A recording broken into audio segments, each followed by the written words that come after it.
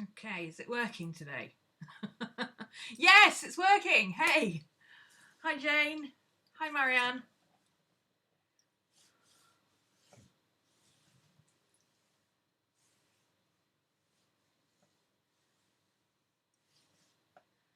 Hi, Mandy. Ooh. So, the technical gubbins is happening. So that's good. That works.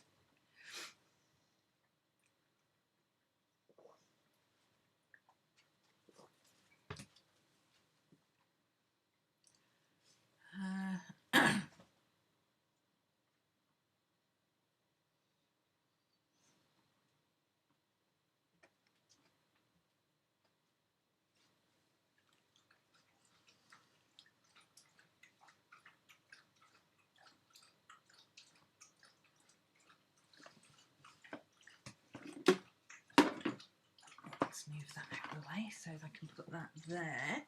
We've got a bit more room. Ah, okie dokie. So, you'll have to excuse me. I'm still a bit froggy from last week. I haven't been well the last 10 days or so, actually. I've had a throat infection of some kind of coughing, annoying thing. You know, when it's not really sore throat, but if you talk, it becomes a sore throat. And it's not really a sore neck, but if you try and baby it in any way, it becomes a sore neck. And it's not really a cough, it's more of a every 5 minutes, and it's really annoying. And I knew if I was annoying myself, I'd be annoying you. So no live streams when I'm sick. I'm better now, but I'm still a little bit croaky. My throat keeps going dry. So I've got coffee, got water. We should be good. Hi, Becky. What are we talking about today? Well, I'm going to start off with a bit of bullet journal. But I've also got my Christmas thing here. I've also got my junk journal thing. So I thought we'd do bullet journal first. Because if people are going to watch because of the title, then the bullet journal is what they want to see first. And then if they want to hang around for the junk journal, they can. I'm thinking about, like, for people who don't watch the live, obviously. Those of you who are here usually don't care what I do, as long as I do something, which is fine. Anyway. So, bullet journal. Oh. Oh. Hang on a second. Wasn't she in a standard MTN? Well, today what I want to talk to you about is, I guess, planner FOMO. Because that's kind of what I've been having. I get it regularly, round about this time of year. I feel like I need to change things up. I get bored a bit. I get a bit overwhelmed with. I think it's more a way of procrastinating because I get overwhelmed with the amount of stuff I have to do at this time of year, because we're just finishing off the Halloween Chronicles. We've got another week to go on that. I've got the Christmas Chronicles starts on the 1st of December, and I've got When Frogs Sing, which is my class Patreon thing. Plus I'm doing YouTube stuff. Plus I've got Christmas commissions. Plus I'm getting ready for next year as well. Yeah, that's been my face, has been since just before Halloween. So I think I get overwhelmed with the amount of things that I need to get done. And because of that, my way of procrastinating is FOMO. I also get to the point where my brain squirrels just cannot get it together enough to understand that they need to plan. So they forget to plan. I don't know why I do it. It's like somehow my brain convinces me that I'm too busy to sit down for an hour and plan stuff. I should just get on with it. Hands up if you get that feeling a lot.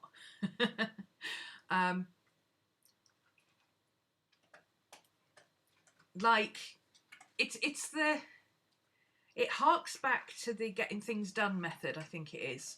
It might be the getting things done method, it might be the other one. There's two very famous ones. One's by Steve somebody. Anyway, both of them advocate that if something is going to take less time to do than it would take to figure out when you're going to do it and write it down, just go and do it, you know?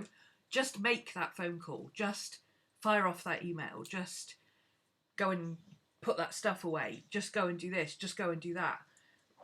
Which is great. And I'm sure that works for some people. I'm sure it works for a lot of guys. And by guys, I mean people who think like a man. I tend to think like a man when it comes to planning, but I have rampant squirrel brain. If you are the kind of person who can just sit down and focus on something, then it probably is not such an issue. Something pops up occasionally and you go, oh, I should do such and such. Oh, it'll only take 5 minutes. So you go and do that and then you come back and you finish off what you were doing, okay? If you can work like that and you are that kind of person that is quite controlled about what you do and how, I'm sure that works. Hey, Ina. Hey, Cody. For those of us who are squirrel-brained, it's not a case of, ooh, this'll only take a minute, I'll go and do that. It's a case of, ooh, this'll only go and take a minute, I'll do that. And on the way to going to do that, you see something else that needs to be done. So you start doing that and then you find something else that needs to be done. And 5 hours later, you haven't finished anything and you haven't made it to the room you were first going to. You're probably on Google searching how to do something that you didn't want to do in the first place. Right? Yes. Write it down or it doesn't happen. Exactly. We are very much the same, us three. Cody and Burgess, for those who are not familiar with them, and they are very open about it, they both have ADHD or some form of that. I can never quite remember which one has the H and which one doesn't. I don't have ADHD. I am just very airbrained. I'm forgetful and I'm scatty and I can't focus on one thing at a time. And that's not because I have ADHD. I don't have ADHD. What I have is a complete inability to control the amount of thoughts that I have going through my head at any one time that I can act on. Most of the time I can ignore the squirrels. The squirrels, I decide what I'm going to do and I set the squirrels out in the playground to go play. The librarian looks after the squirrels. Everything gets noted down, and at some point I will write down everything that the squirrels came up with while I was busy. And at some point those will get actioned. But when the procrastination thing kicks in and I feel like I'm losing control, I've talked about this before.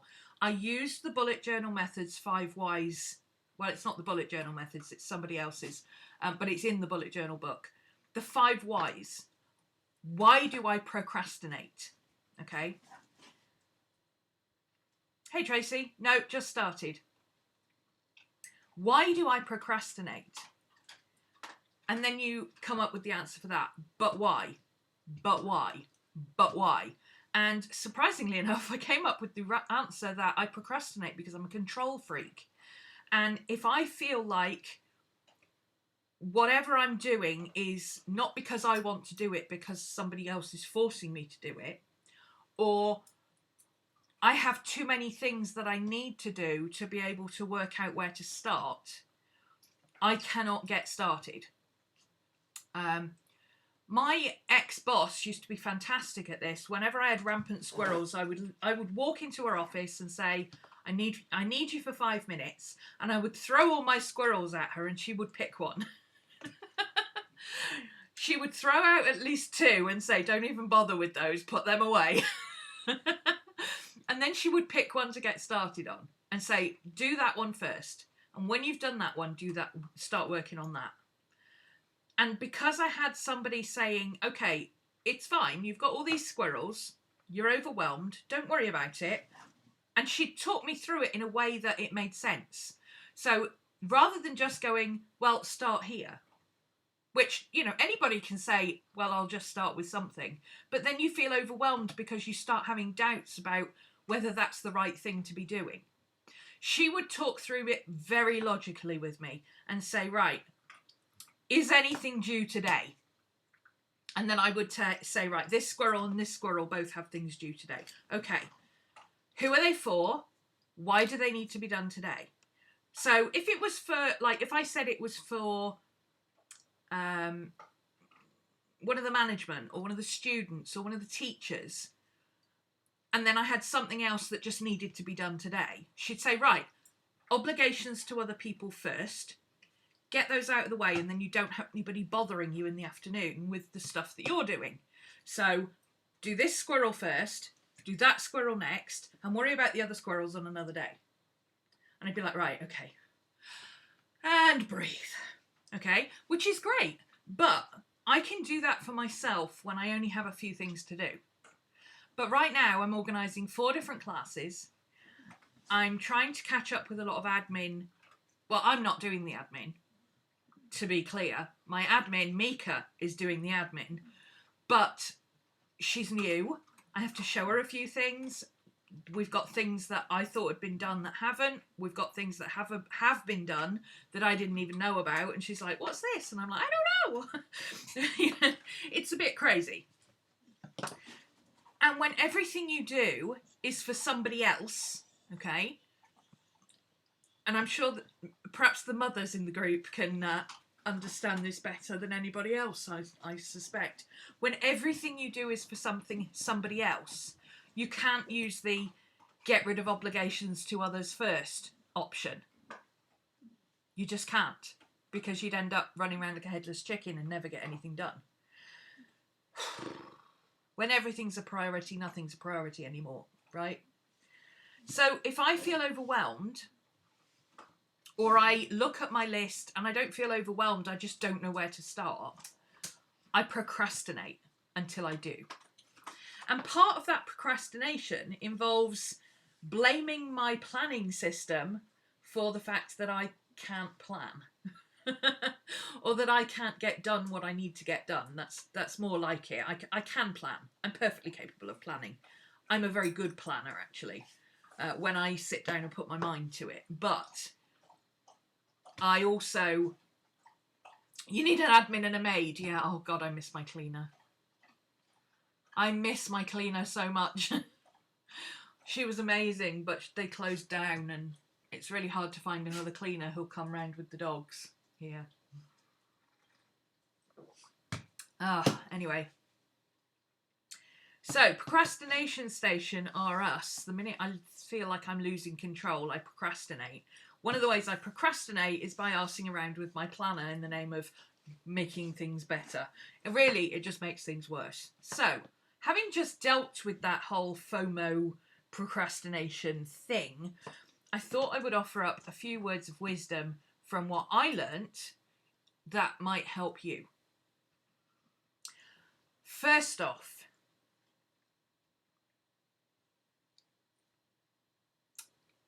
yeah, it's not the planning, it's the amount of time you have in a day. Yeah. I don't have perfectionism issues, but I do have control freak issues. I'm not a perfectionist in any way, shape or form. Done is better than perfect as far as I'm concerned. But yeah, control freak. If I feel like I'm losing control of a situation, that is the minute I will walk away and start procrastinating and doing other stuff. I've learnt to notice that trigger and work through it now. And my bullet journal really helps me do that. So I'll come on to that bit in a minute. Dial it back. Let's go back to the first bit. When you start feeling that itch, that, ooh, but what if I did it like this? That would be better. And ooh, but what if I did that? And ooh, do. Yeah, some people call it anxiety. Some people call it self-doubt. For me, it's not. It's just using that front to procrastinate. it's not self-doubt. I'm not doubting the way I do things. It's more, I use FOMO as a procrastination technique. So the first thing I did when I hit FOMO was stopped using my bullet journal altogether. Big mistake. Big mistake. I've talked to you before about how after I went on holiday in August and I didn't use it for 2 weeks, I felt like I couldn't get back into it, and I struggled with that right the way through October. What I ended up doing was just, oh, I've left it over there, but I just grabbed an insert in a standard size TN, threw it in, and literally just started writing in it. I didn't do any setup, I didn't do anything fancy, I literally just threw in a grid insert and started bullet journaling in it. And what I found was that even though I was doing the same thing in the same way, it just cleared the decks enough. Freudian slip, cleared the desks. It was like clearing your desk. That's exactly how it felt, like I'd cleaned the desk and I could start afresh. After 2 weeks of doing that, all of a sudden, I wanted this back. I was like, oh right, I'm back in that. I was back to where I had been before August. So, bullet journal. If you get to the point where you're no longer using your bullet journal, dial it back to basics. It doesn't necessarily mean grab a new book or anything else, but dial it back to basics. Go right back to the beginning. Forget all the extra stuff you've been doing. Forget all the extra symbols, all the bits and pieces. Oh, I do this, I do that. I've adapted it to do this, that, and the other. Forget it. Get back to the basics of what you need to do. Now, the basics of what you need to do will be different for everybody. For me, in my bullet journal, because I don't use my bullet journal as a, well, it is a journal, but it's more of a daily record. Let's call it that, a daily record rather than a journal. Because that's how I use it, I do a little bit of a little bit of journaling in it. I do the occasional sketch because I'm trying to. When I'm trying to sort my squirrels out, I just doodle because it gives me something to do while I'm trying to figure out what my brain's doing. I also take a lot of notes and all that kind of stuff. But what I noticed, I actually went back and watched the video that I'd done just before I went on holiday in August. And what I noticed was that I changed a lot of the bullet journal system to back to my old system. But when I tried to come back to it, I was trying to come back to the bullet journal system. And of course, I wasn't using the bullet journal system. Let me rephrase that. So, June, when I started, through to August, mid-August, I started with the basic bullet journal system. I kept going, and then I added a little bit. I kept going, I added another little bit. I kept going, I added another little bit, okay? So I'd adapted it slightly, not majorly, but slightly. Then I took 2 weeks break. And when I came back, I tried to use this system. No, I tried to use this system again. The adapted system. But I hadn't had a run up at it, so I couldn't use it. I couldn't figure out, it was too complicated. Does that make sense? I had adapted it to the point where it was too complicated to just use it as a starting point again. I now realise that what I should have done after having a 2 week break in August, I should have started back here. I should have cleared the decks and just restarted it in September when I came back with the basic bullet journal thing. And after 2 weeks, I would have been, oh yeah, I remember how I do this. Oh yeah, I remember how I do that. And then all of this would have been reintegrated. And 2 weeks later, I would have been flying again. But I didn't. I procrastinated. And I procrastinated by not using my planner. I procrastinated by changing my planner, changing the cover, changing the insert, changing this, changing that, change. And then last week, God damn it, if Carrie Harling didn't bring out a video with a flipping Filofax. Now, I've talked about this before. I have several Filofaxes.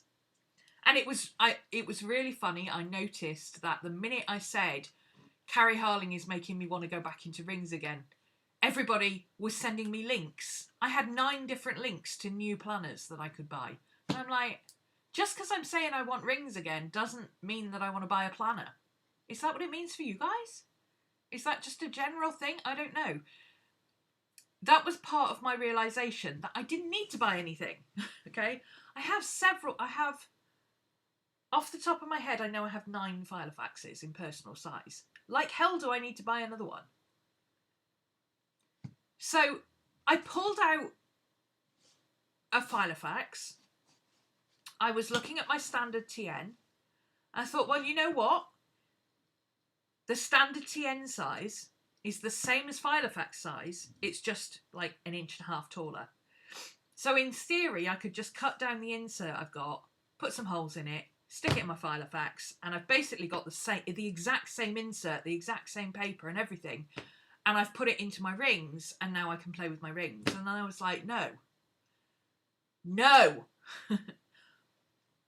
I know that I cannot plan in a ring-bound system. I want to be able to plan in a ring-bound system because I love the idea of being able to move things about. I absolutely love the idea of being able to just open my Filofax and write a page and go, oh, that goes with that section, and file it away. That's what a Filofax is for. That's how it's supposed to be used. But I cannot do it because I hate rings. Okay? And I don't like the A5s, even though they work better because they're too big. No. So I was sitting there watching Carrie Harling's video, holding a Filofax in one hand and a standard TN in the other, and I was like, what the hell am I doing?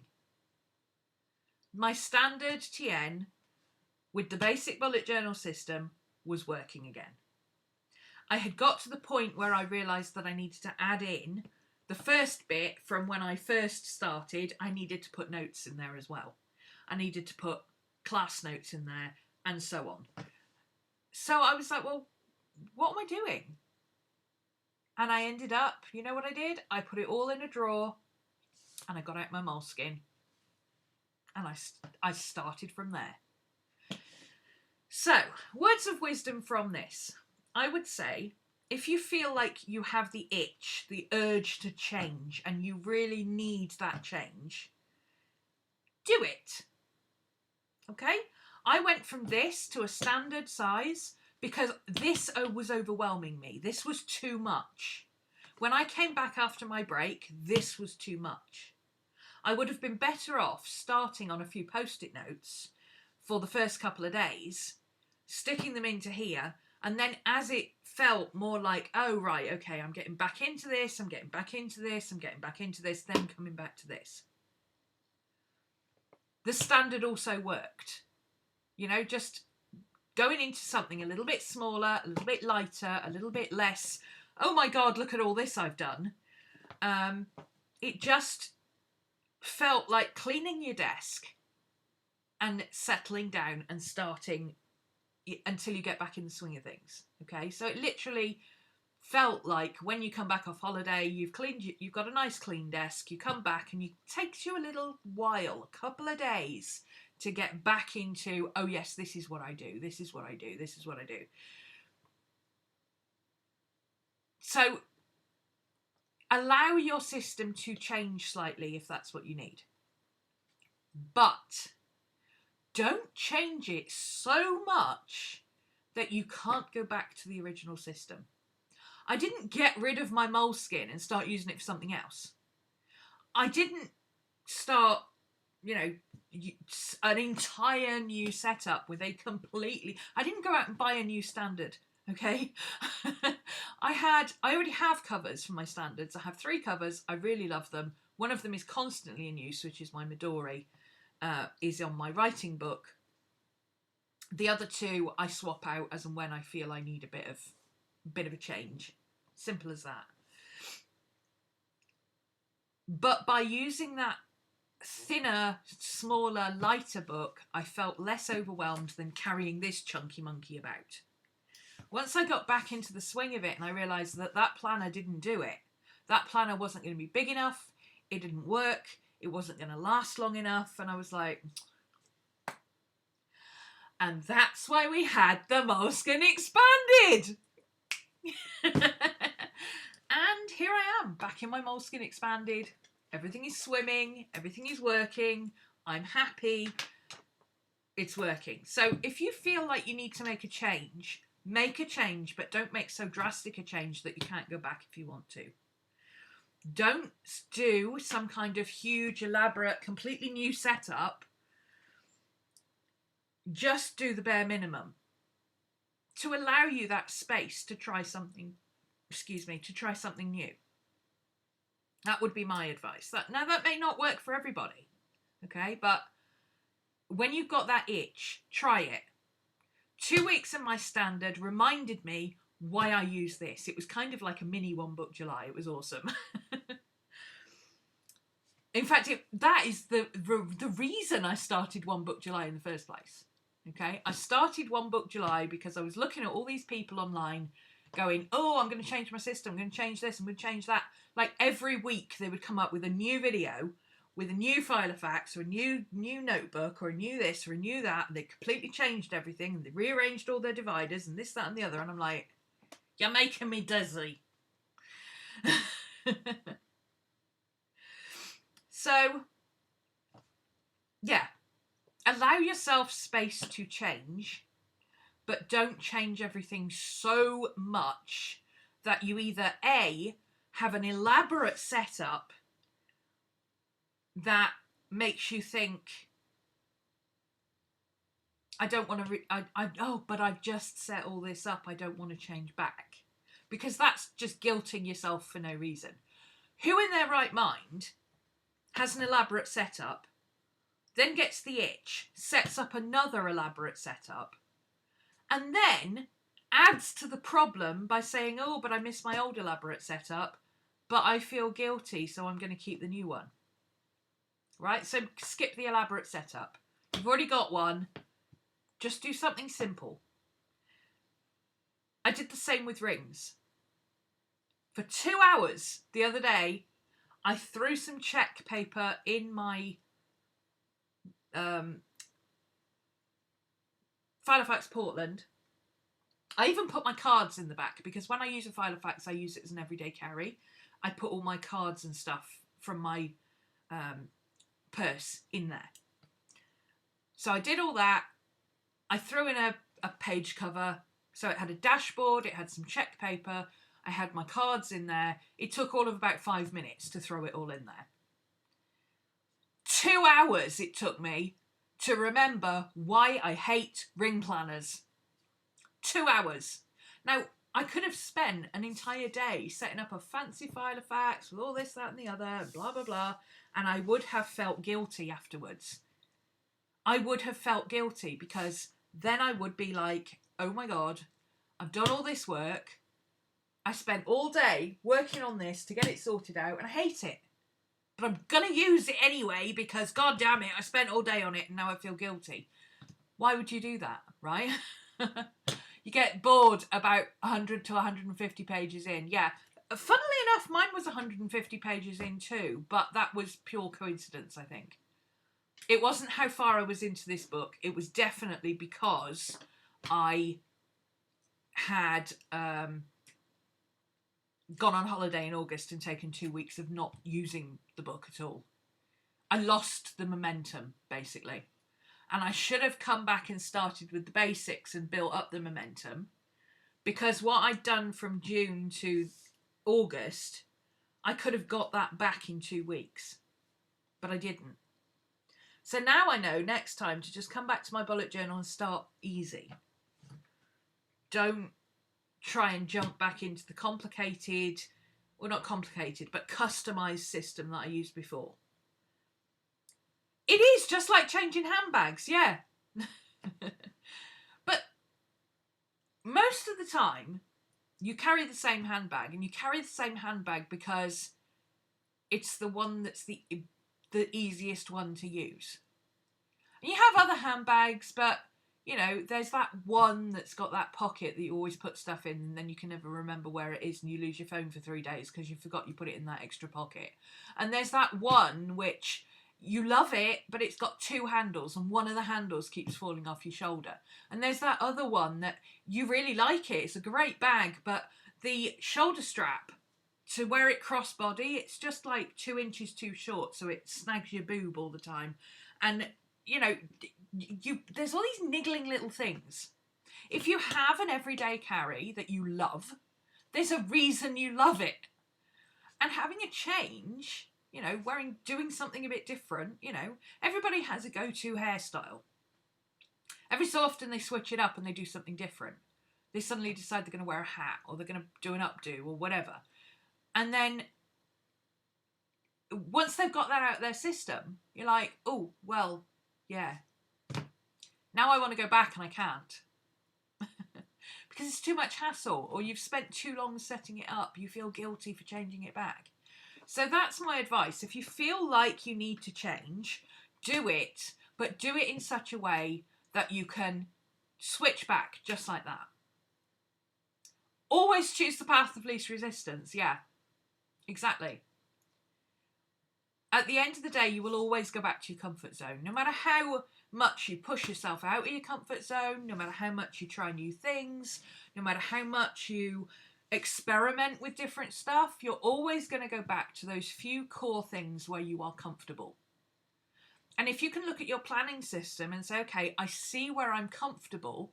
This happens in every single one of my planners. So does this. So does this. You know, and it might be something simple like the order that you do things in. It might be something like you always have trackers. It might be you never have trackers. It might be you need to have your planner as an everyday carry, so it has to integrate with your purse. Or it might have to always be separate from your purse. You have these little traits that go along with every single planner.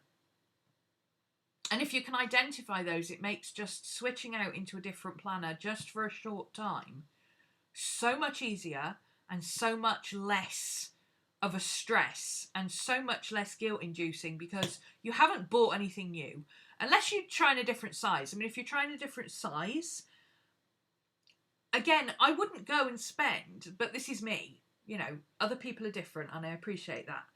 I personally would not go and spend 60 quid on a different, like a B6 leather cover, just to try the B6. Like, hell no. I would cut down a couple of moleskin cahiers, wrap a bit of fabric or canvas, or even grab a scrap of leather and just MacGyver it into a cover, and just see how it feels for a couple of days. I did that with a book that I had spare. I cut it down to B6 size just to try it for a few days, and guess what? 3 days in, I knew B6 was never going to work for me. I hate B6 size. I am an A5 slim girl. A5 slim, moleskin large, that is my size. It's my size in this, it's my size in my journal, it's my size in my writing journal. My writing journal is a slight exception because I use a Midori TN. But again, they're A5 tall, but the Midori TN is, again, it's like 1.5 inches shorter. It's the A5 narrow, not the A5 slim, okay? But what I do is I use this width in the A5, and then I leave this gap on one side. I actually do it this side. I do a gap that side. Let me show you what I mean on an A5. On a standard size. Here you go. It's a standard size cover. So the insert is a little bit slimmer, okay? So what I do is I've got this bit of the insert here, I leave blank, and I write across the page. So I write from the middle of this page across the 2 pages. So I've got a margin here, which equates to using one of these pages. So I don't use my standard TN in the same way that other people do when I'm writing. And the reason I do that is so that I've got a gap on one side so I can go in and write in the margins.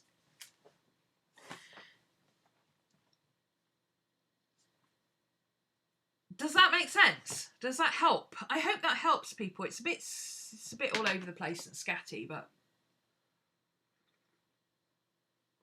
you can't do daily pages. You've always done weekly pages. Yeah, I need a monthly schedule, and then I can work on daily pages or weekly pages, but I can't do monthly, weekly, and daily. And I can't do without my monthly. I have to have a monthly layout. Now, I don't have to have a monthly layout as in a calendar unless I'm really busy, which is what I was going to show you, actually. My monthly layout, I took this from my standard, from the few days that I'd done in my standard. Hold on a second. Camera's going to do something crazy while I move it down a bit. So there we go. I've got a new arm for my camera, and it's so much better. It doesn't flip about all over the place. After the fiasco of the Halloween party, when I had a camera here and upside down, and I was like, I decided to get a new holder. So I literally, once I'd worked the standard size out of my system, I moved back into here. Now, I did keep this. Something that came from my standard was this. This are my trackers. And I didn't want to spend absolutely ages because at the end of the day, I'm lazy. Part of the reason I find easy and quick ways to do things is because I'm lazy AF. I didn't want to write these all out again in another book. So I had them written out on the moleskin pocket size already, so I literally just took them out of the moleskin pocket size and put them in the standard like this, so I didn't have to do too much writing. I could just update. I literally just added the December one. So these are moleskin pocket size, and they're just held on with a bit of clear tape, and they just flip like that. And I've got them staggered at the bottom here with what they are. So I've got When Frogs Sing December 2019. The blue one is Halloween Chronicles. Sorry, the blue one is Christmas Chronicles. Then I've got November 2019, and then I've got Halloween Chronicles. So the newest ones are on top. And this is working great. I kept this because it works so great. I don't need 12 different pages with 12 different trackers for 12 different things. I can just put my trackers on here. And I'm really enjoying that. And then when I come to 2020, I can start a new set, you know. And what I might do for next year's planner is have January to June in one page, July to August in another page, and then the Chronicles on another page. Or I might even put them at the front of the book, to be honest. I might even put them up here at the front so that all of my tracking stuff is here, so that I know exactly where it is no matter where I am in the book. This would work. I use it obviously for tracking. This is the sessions for my Patreon classes. I've got a list here, so I've got the date. Let me grab a pointy thing. Pencil. Here we go. So I've got the date here, the day, the lines are the weeks broken up, because that's just visually easier for me. I like the weeks broken up. And then I've got what it is. And then on this side is the tracker. So I've got the card for the post for it, the PDF and the video. If it's got a line, it's one or the other. So like this one, 3rd Tuesday, SG Astro, House 12. So that was a study guide for astrology about House 12. Does it have a card? It does have a card. I hadn't put the squares in here because they all have cards and they're all set up, but they're not all fully set up. I tend to do the card is finished when everything is on there. But the cards are all set up, so I will half fill all of those to say that December's is all set up and ready. I haven't done it yet because I've got to change the dates for a couple of them. So I've got that PDF. That PDF is already done and ready to go. It's blocked in. That means all I've got to do is add it to the card. That's it. Nothing else. I've just got to add it to the card. And then once I've done that, obviously I can cross off the card. The card's done. But there's no video to go with that because the video actually happens on the Thursday for the live session. So that has a card. The card is set up ready. The video happens in 2 parts. So on the Thursday, I will half cross that to say the video live is set up and ready to go. Once the video live is done, I download it, I re-upload it to Vimeo, so it's ad-free and everything. I add it back to the card and then the card is finished.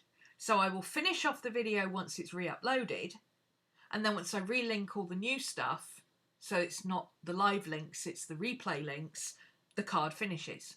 But there's no PDF for that because those two actually go together. Does that make sense?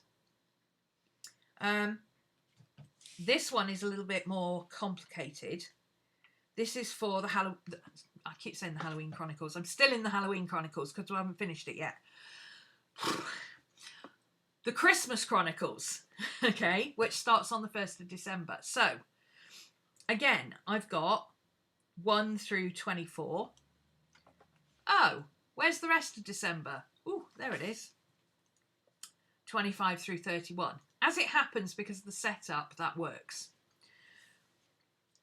Last night I had insomnia, so I sat and wrote up all the planning things, put them on the cards, got everything sorted, bam, done.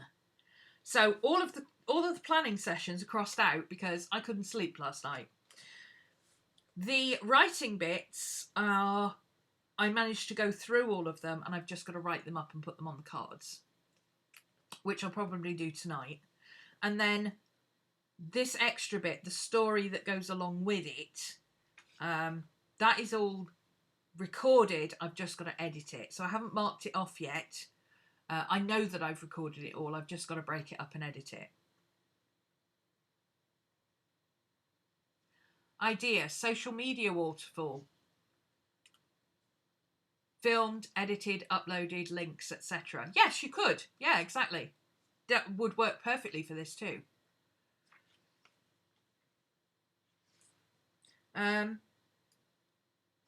So this is the main card. So I've done all the planning. By tonight, I'll have done most of the writing. Once I start, I'll probably get sort of halfway through the writing and then start editing the stories because I've got 10 days and it takes a long time to edit. So yeah, I'll probably start editing the stories.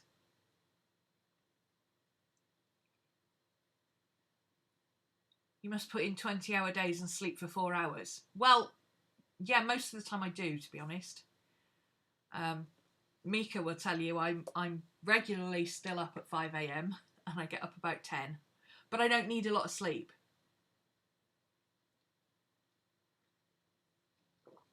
I didn't sleep at all last night.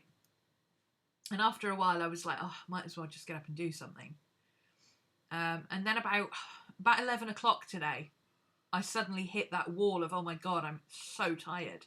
So I went to bed for a couple of hours and I woke up about 3 and I feel fine.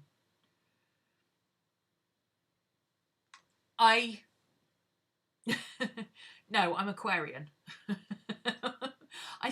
I have the luxury of not having anybody dependent on me, except the dogs. I mean, the dogs have to go out, but they don't care when they go out. As long as they go out, they don't care.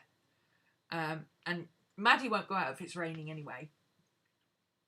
So, you know, they don't have set times. They don't have set food times. They don't have set going out times, nothing. There's always dry food out for them, so if they get peckish, they've got food. And then they have their regular meals. You know, when mum gets up, they get their breakfast. And if mum gets up at 2 o'clock in the afternoon, that's when we have breakfast. But they've always got biscuits out because dogs don't generally overeat. They will eat when they're hungry. But if I don't put food out, they would be jumping at me at 5 o'clock in the morning going, wake me up, wake me up, wake me up, it's time for breakfast. So to avoid that, I make sure they have biscuits out, and then they don't care when they get breakfast because they've got snacks. I don't have kids. I don't have to go out to work anywhere. I don't even have friends that come around or anything like that. I just, I get up, I work. But my work is my hobby as well, so it's not like I'm hard done by and, I'm always working in 20-hour days. And, I love what I do. A 20-hour day for me might include 8 hours of painting, and that's fine with me. That's 8 hours more than most people get to do on their hobbies, and that's my work. So, who looks after you? Nobody. I look after me. But I'm not very high maintenance. I don't cook. I hate cooking. If it can't be done in the microwave, I'm not interested. I cannot get my brain around slow cookers. People keep telling me that slow cookers are great. I'm like, who wants to set up food and smell it cooking for 8 hours before you can actually eat it? No, when I'm hungry, I want to go, okay, what should we have for dinner tonight? Throw it in the microwave. 10 minutes later, I've got food. I'm not a high maintenance person. My work is what I do, but my work is what I would do whether I worked or not. So Maddie and Scooby do look after me. Maddie was my sick nurse last week. Scooby follows me around the house, but Maddie is the one that if I'm sick or anything, she's there. She was like lying on top of me all the time, making sure I was okay. She's bless her. She's a sweetheart, aren't you, baby? Right, where was I? Trackers, yeah. So this is the tracker for November. So this one is a little bit more full, you can see. So, this is where we're up to. I don't know why I've coloured in those cards. I must have done that in a fit of something strange, because I haven't actually done those. The cards are set up, but they're not finished yet. Why have I done that? There's probably a reason I've done that, but I don't know why I've done that. So Thursday, the jury's out on what we're doing on Thursday at the moment. And Saturday, I haven't quite decided. But the rest of the year, as you can see, is sorted. But on Thursday, once we do the live video, that'll get half filled in. Once I've done the full video and uploaded it, that'll get filled in. And then the card would get filled in. I don't know why I've filled the card in already. This monthly, I don't really use it as a log. I know for the bullet journal method, it's supposed to be a log of what's happening and stuff. I do write down important things, but I also write appointments and stuff like that. So for instance, I've got all my urban sketches dates in here. If it's underlined, it's a timed appointment. So I had a gas inspection, 8:30 to 2:30 there. Added in things, get an arrow. So on that day, I took the car to the garage because I had to call the RAC out yet again. Don't ask. Things in capitals are just reminders. So the blue bin had to go out today, and then the green bin has to go out in 2 weeks, next week, because it's a new rotation. And that was important because that was they've changed it from every week on a Monday to every other week on a Wednesday. That's going to take some getting used to. Day that I have urban sketches, yeah, Saturdays. So I've got urban sketches at Longton on the Saturday, and then we had the Halloween party. Urban sketches Saturday, urban sketches, we've got a dinner on Friday. All of that stuff goes in there. And then, so I put a November tag on it because I've been using these little brown tags, and actually I quite like them. They're not, because they're paper, they don't get in the way. So then I just started November. Now, one thing I did do to get my head back into using this in this format, I've said before I can't do a day after each other. I usually do Monday, Tuesday, Wednesday, but that uses up a lot of space. So what I decided to do was copy out, which didn't take as long as you'd think, the 2 weeks that I'd done in my standard TN, just to give me a grounding for using this book in this format, and this is now working. So what I'm doing is the 2 pages roughly equates to a week, just because that happens to be roughly how it works. It's not a deliberate thing, it just happens to be how it works.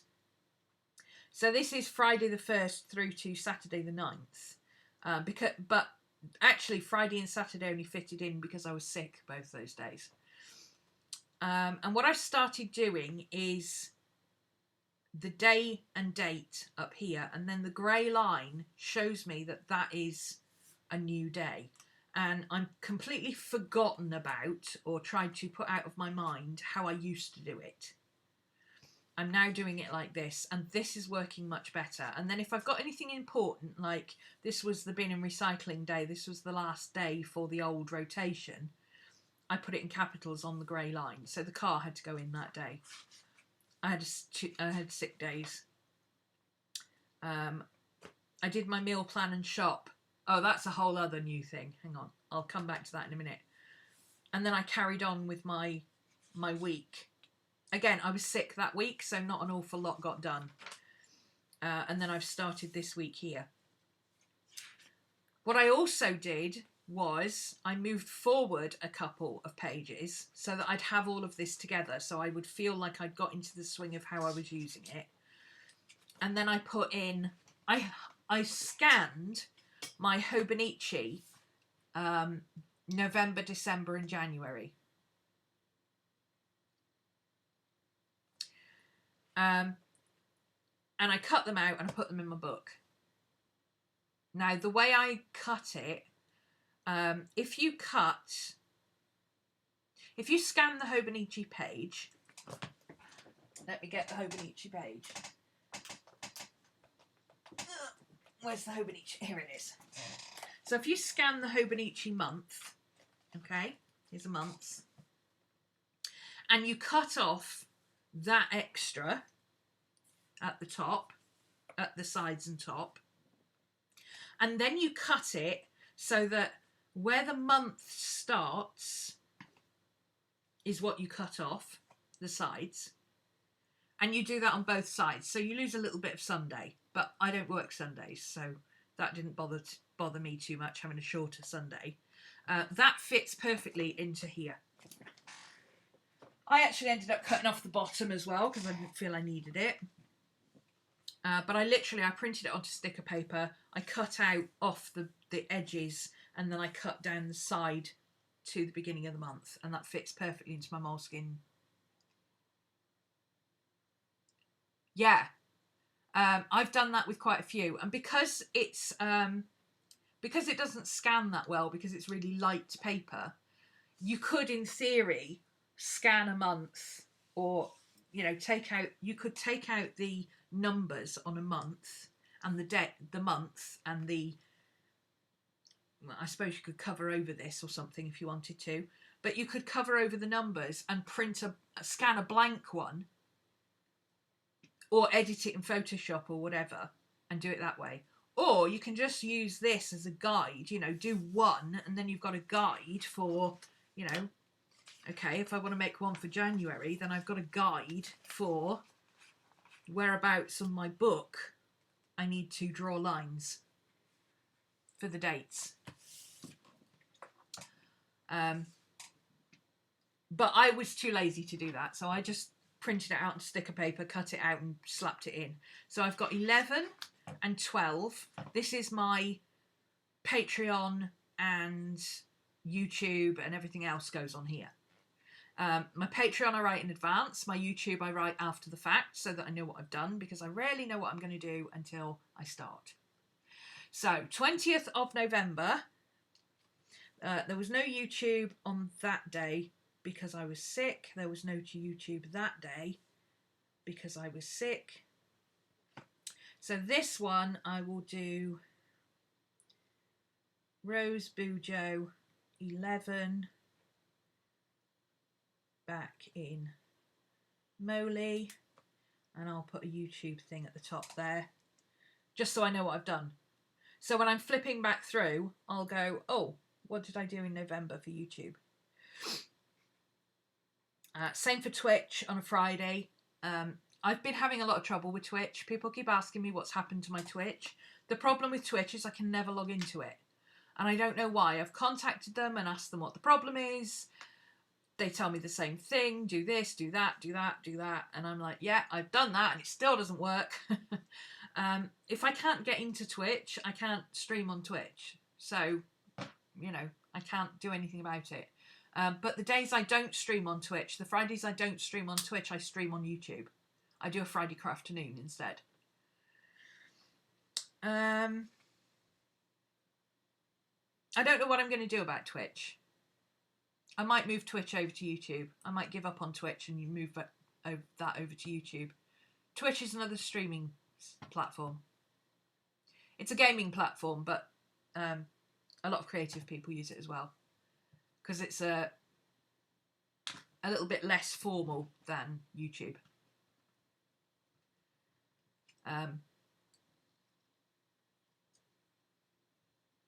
You know someone who works for Twitch? Oh, cool. I'll remember that, Katie. They keep giving me lots of information. They're really helpful, but none of the information they've given me is actually helping or actually fixing the problem.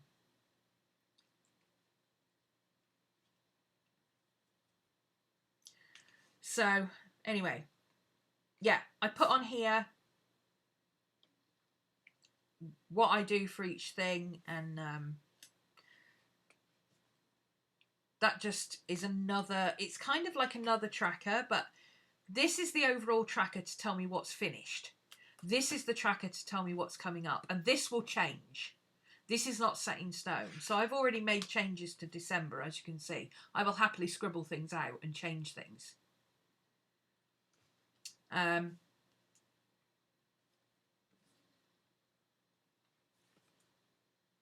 And then I've got my January one, because I'm not doing January notes in here. I've actually got my January one at the back here, just for doing preliminary ideas and things for, you know, so I know when class starts and what I'm aiming to do in January. Because obviously I've got to organise January in December before I have my Christmas break.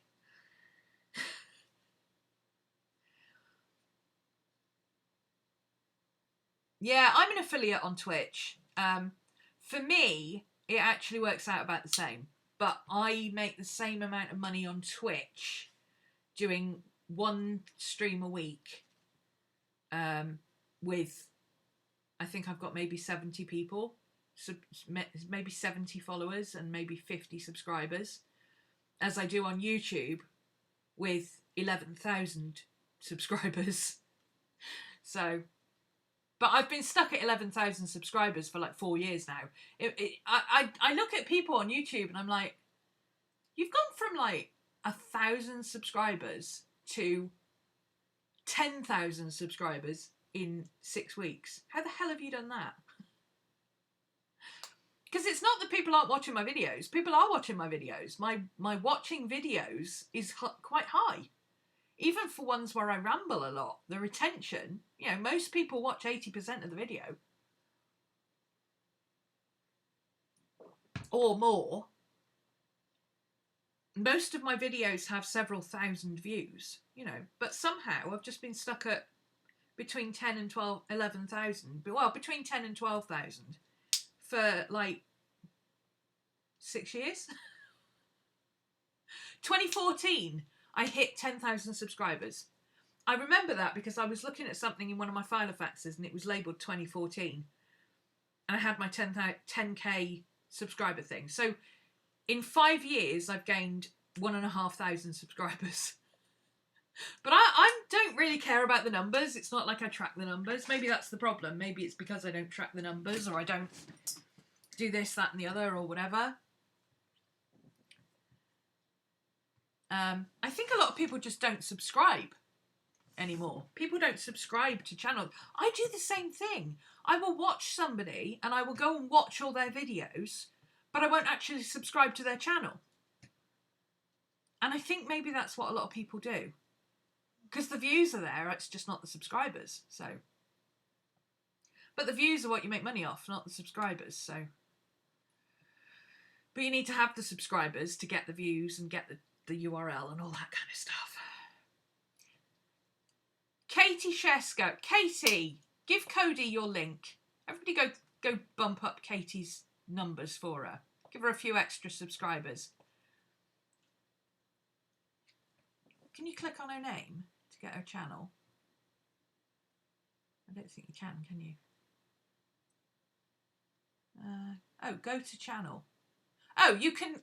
I don't know if it works for everybody, but if you click the 3 dots next to Katie's name, you can go to her channel. Go and subscribe to her channel. Give her a few numbers. She wants her URL, bless her. And you can't have a URL until you've got 1,000 subscribers, so she's got a long way to go yet. Yeah. In fact, any of you guys who've got YouTube channels, just put your links in. Cody, I don't know if Cody will have to unhide the links. I think she can do that. Somebody, or you might have to send Cody your link. You might have to PM Cody your link.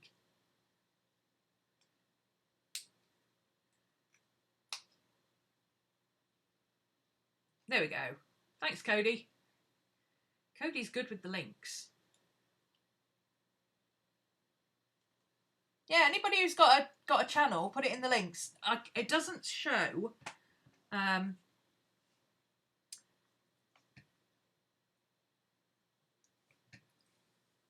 It doesn't show if you put the thing, but if you click next to anybody's name, who else has got a channel? Marianne's got a channel.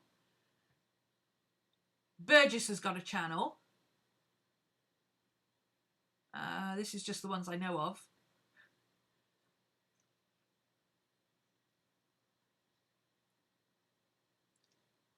Yeah, if you've got a channel, say you've got a channel. And then people can click on your 3 dots and go and... Oh, she plays the flute. Is it a music channel? Oh, cool.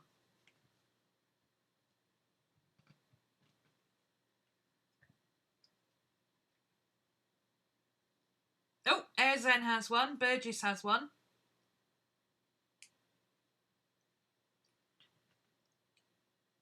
Cody's the link queen, so if you can't put your links up, she'll find them. So she's already on it, see? Cody's put her channel up. Cody's doing links now for everybody. So just let Cody know you have a plan. You have a channel and she'll put your link up. And then we can all subscribe to each other. Support each other, right? That's how it works on YouTube. I love flute music. Flute and cello. I could listen to flute and cello all day. Carry plans. That's okay, lurkers are fine. I lurk on people's channels when they're live. I lurk on Burgess when she's live. Because I just sit and listen while I'm working. But because I'm working, I don't have time to comment. But I'm nearly always there. Anyway, back to the BuJo. Getting distracted. So this is today. So here we go.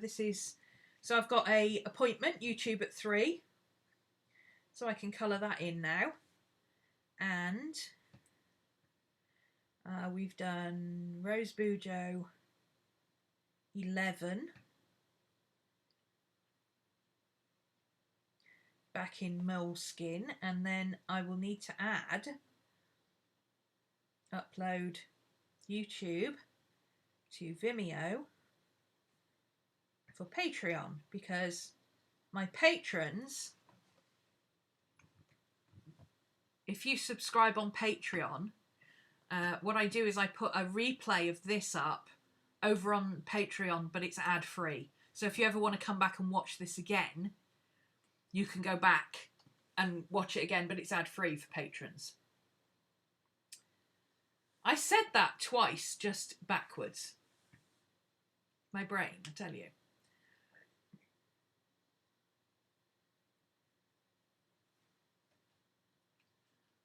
Your name is pronounced Ericsson. Ericsson. Yeah. Was that not obvious? Ericsson. I just call people by whatever I happen to spot. So, the X and the Z on your name stand out to me. So I usually just say Zen.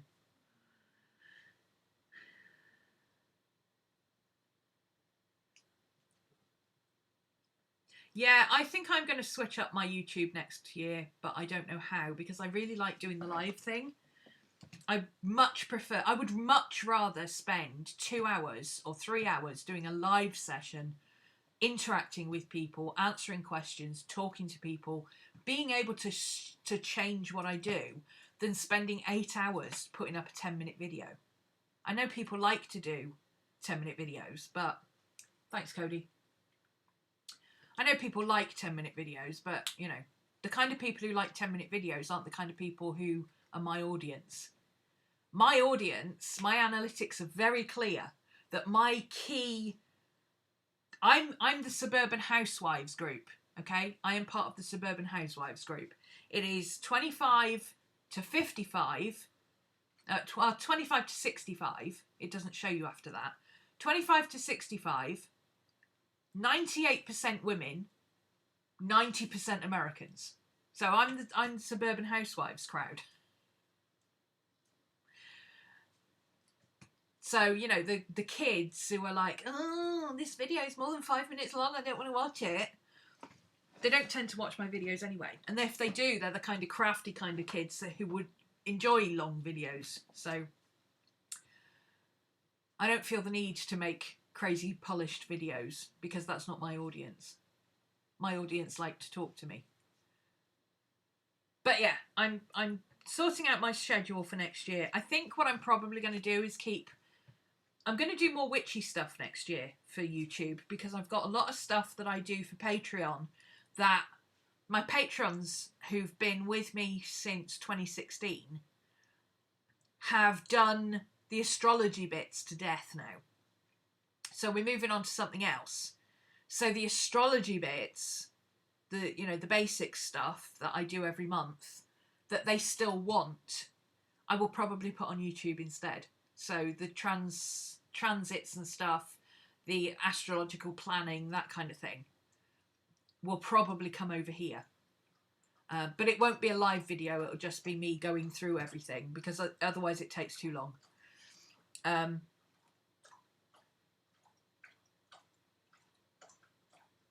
So I'm kind of planning to do the beginning of the month. I'll do an overview of the month, and then each week it'll focus on a specific thing. And that will probably, I'm not saying yes, definitely, but that will probably be a pre-scheduled video, pre-recorded video.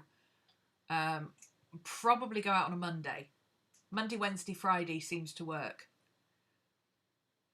And I like the Monday being at the beginning of the week.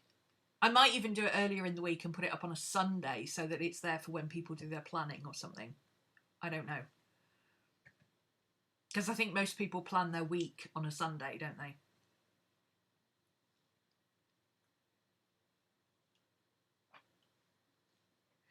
Okay, so yeah, that's the monthlies. And then this craziness is the Halloween. I've done it again. God damn it. The Christmas Chronicles. The Christmas Chronicles. Christmas Chronicles starts December the 1st. If you haven't joined up, you can go to, what's the link? RhomanysRealm.org.uk. It is a self-contained 1 month class. This year it is based around Advent, and it is based on a theme that I've done before, but I'm doing slightly differently. So it's based on my favourite story of The Christmas Carol. I love The Christmas Carol. It is the thing I watch all the time, all Christmas, every year. Like literally, I watch The Muppets Christmas Carol, I think, pretty much every day throughout December. I love it. Can't get enough of it. Anyway, we're doing planning right the way through December, all 31 days, for those who want to do it. We are doing written prompts all 31 days for those who want to do it, which are linked into the story. And the story itself has been broken down into 27 because really clever. Really, really, really clever. Somehow, so clever, considering he wrote it in 6 weeks, right? Charles Dickens, the original story, 27 days. And it goes from Christmas Eve. We meet Scrooge on Christmas Eve morning. And it goes right the way through to the day after Christmas, which for us in the UK is Boxing Day, which is the 27th of December. 26th of December. So you go back to work on the 27th, and he's broken it down into 27 scenes. Yeah, it blew my mind as well. I was like, really? Really? That's how it works. So anyway, that's what's happening. That's what's happening for Christmas Chronicles. I'm not telling you any more than that. If you want to know more, you'll have to join the class. Hi. Hi, sweetie. How you doing? You all right there? Oh, somebody just woke up. Some puppy just woke up. Hello, baby. Look how sleepy you are. Hi.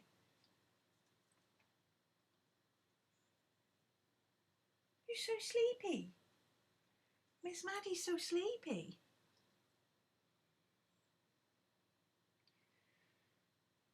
How much is it? The Christmas Chronicles is £40. Works out about $30. Because of the way my website's set up, I've had to change to pounds.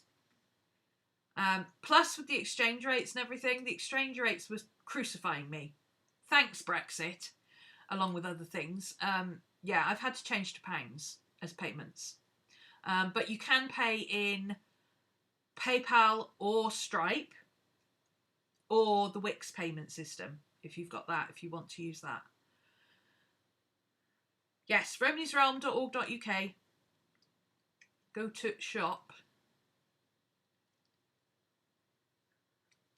It's Tracy, where you said, can you say the link again? Cody actually put the shop link. It says Shop Romany. If you click that link, that's where the shop is. She's already said that. Okay.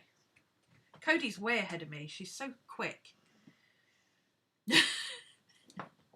Anyway, Christmas Chronicles, we will be junk journaling, and I plan to show you a new bookbinding technique. Normally in my Chronicles classes, I add in a bookbinding type thing. For the Halloween Chronicles, we did junk journaling with no binding. For Christmas Chronicles, we're going to do a binding, but it's going to be a binding I haven't shown you before. Ha! Yeah. Ah. New one. It's going to be fun. And then that's it. I haven't got anything else set up. I don't do any pre-setup in my bullet journal. I just... as near as I got to pre-doing anything was I skipped a couple of pages here. So I could go in and put these in. So they would be together and this would be together. But that's it. I skipped a couple of pages and I'm filling in now these. Okay, so let's go back to the meal plan. Meal planning? Meal planning, Romany? What happened? What do you mean meal planning? So, first of all, I don't cook. Second of all, I don't plan meals. But for various reasons, mostly I had to do, well, our deliveries, our grocery deliveries, you used to be able to get £25 worth of groceries on a grocery delivery. But these days, they've decided only rich people get grocery deliveries, so you have to spend £40, or you have to pay an extra £5, right? And by the time you've paid an extra £5, plus your £5 delivery, you might as well have just gone and got it yourself anyway, or spent the 40 quid. So I decided to do a meal plan. Now, I don't normally get my groceries delivered. I normally go and get them. But my car's been in the garage, so I had to get some food in. I had no food in the house. And I was like, right, I've got to sort out some food. But in order to spend £40 on groceries, I had to work out in advance what I was going to need, because for me to spend £40 on groceries, that's a lot of food. It's just me. It's me on my own. I hate cooking. I have no interest in cooking whatsoever. Zero interest in the kitchen. If it can't go in the microwave and be done in 10 minutes, I'm not interested. So I had to work out what I was going to do. Now, I have to give a shout out here to Annie Smith. Annie Smith on YouTube. She is, what's her Instagram name? A Wife and Mother? Yes, but it's not A Wife and, it's A Wife N. A Wife Un Mother. Annie Smith on Instagram. Annie Smith on YouTube. She just happened, the day I needed this, I had seen her dinner planning video and gone, that assumes you cook. And then she did an easier way of doing things for her breakfasts and lunches. And that works for me. So I'll give you a quick overview. Go watch her videos. They're very good. There's one on planning dinners. Wife and Mother. Yes, that's her. Annie Smith. She's brilliant. She doesn't assume that everybody cooks. She doesn't expect everybody has a big family. She doesn't assume everybody has kids and everything else. She doesn't assume anything, but her system works for everybody. Everybody. It's really good. If it can work for me, it can work for anyone. So what she said in her second video for breakfasts and lunches was limit your choices. If you do a monthly shop or a 2-weekly shop or whatever, work out what you're probably going to want to eat. Don't have 12 different things for breakfast. Have 2 options for breakfast. Maybe 3. Don't have 12 different lunches. Have 2 or 3 options for lunches. One hot, one cold, one I fancy something different. And I did that with dinners as well. So I decided to have 3 options for each for the month. Because honestly, I don't care if I eat the same thing every day. I just eat food. Despite the fact that I'm huge, food is not that important to me. I don't spend a lot of time eating. I don't eat massive amounts. I just eat because I'm like, oh, I'm hungry. I should probably go and eat something. Throw it in the microwave, eat it, get back to what I was doing. So I decided for breakfast I would have either oatmeal and jam, which is easy to do because you put your oatmeal in boiling water the night before. When it's cool, you put it in the fridge. So when I make dinner, I put boiling water, I put some oatmeal in one of those little Tupperware containers. Like the little round lunchbox containers with the lid. I half fill it with oatmeal. I top it up with hot water when I have dinner. Before I go to bed, I put that in the fridge. When I get up in the morning, all I've got to do is microwave it for 30 seconds and it's done. Breakfast, done. Sometimes if I'm feeling adventurous, I'll have toast and jam. And I also have mango smoothies, but I use frozen mango. and some frozen yogurt, and I put half and half, and I top it up with whatever, and I throw in some spices, and bam, done. So that was my 3 breakfasts. That's the only 3 breakfasts I ever eat. That's the only things I ever want to eat in the morning. I could have as many fancy breakfasts as you like, and I would still only want that. Lunch, I have either sandwiches with fruit and a packet of crisps, or I have rice and salad. Depends how hungry I am. And sometimes it depends what I had for breakfast. Like if I had toast and jam for breakfast, I generally don't want sandwiches for lunch, so I'll have rice for lunch. So I have rice and salad, and, you know, throw in some spices and some vinegar, and boom, we're done. And then dinners, I decided, because it's comfort food season, isn't it? So I based it on jacket potatoes or pasta, and I've got jacket potatoes with coleslaw and cheese, jacket potatoes with beans and veggie burgers, but not like fake meat veggie burgers. You know, those really nice cauliflower vegetable type, crunchy breadcrumb type veggie burgers. Those. I love those. So jacket potatoes, beans and burgers.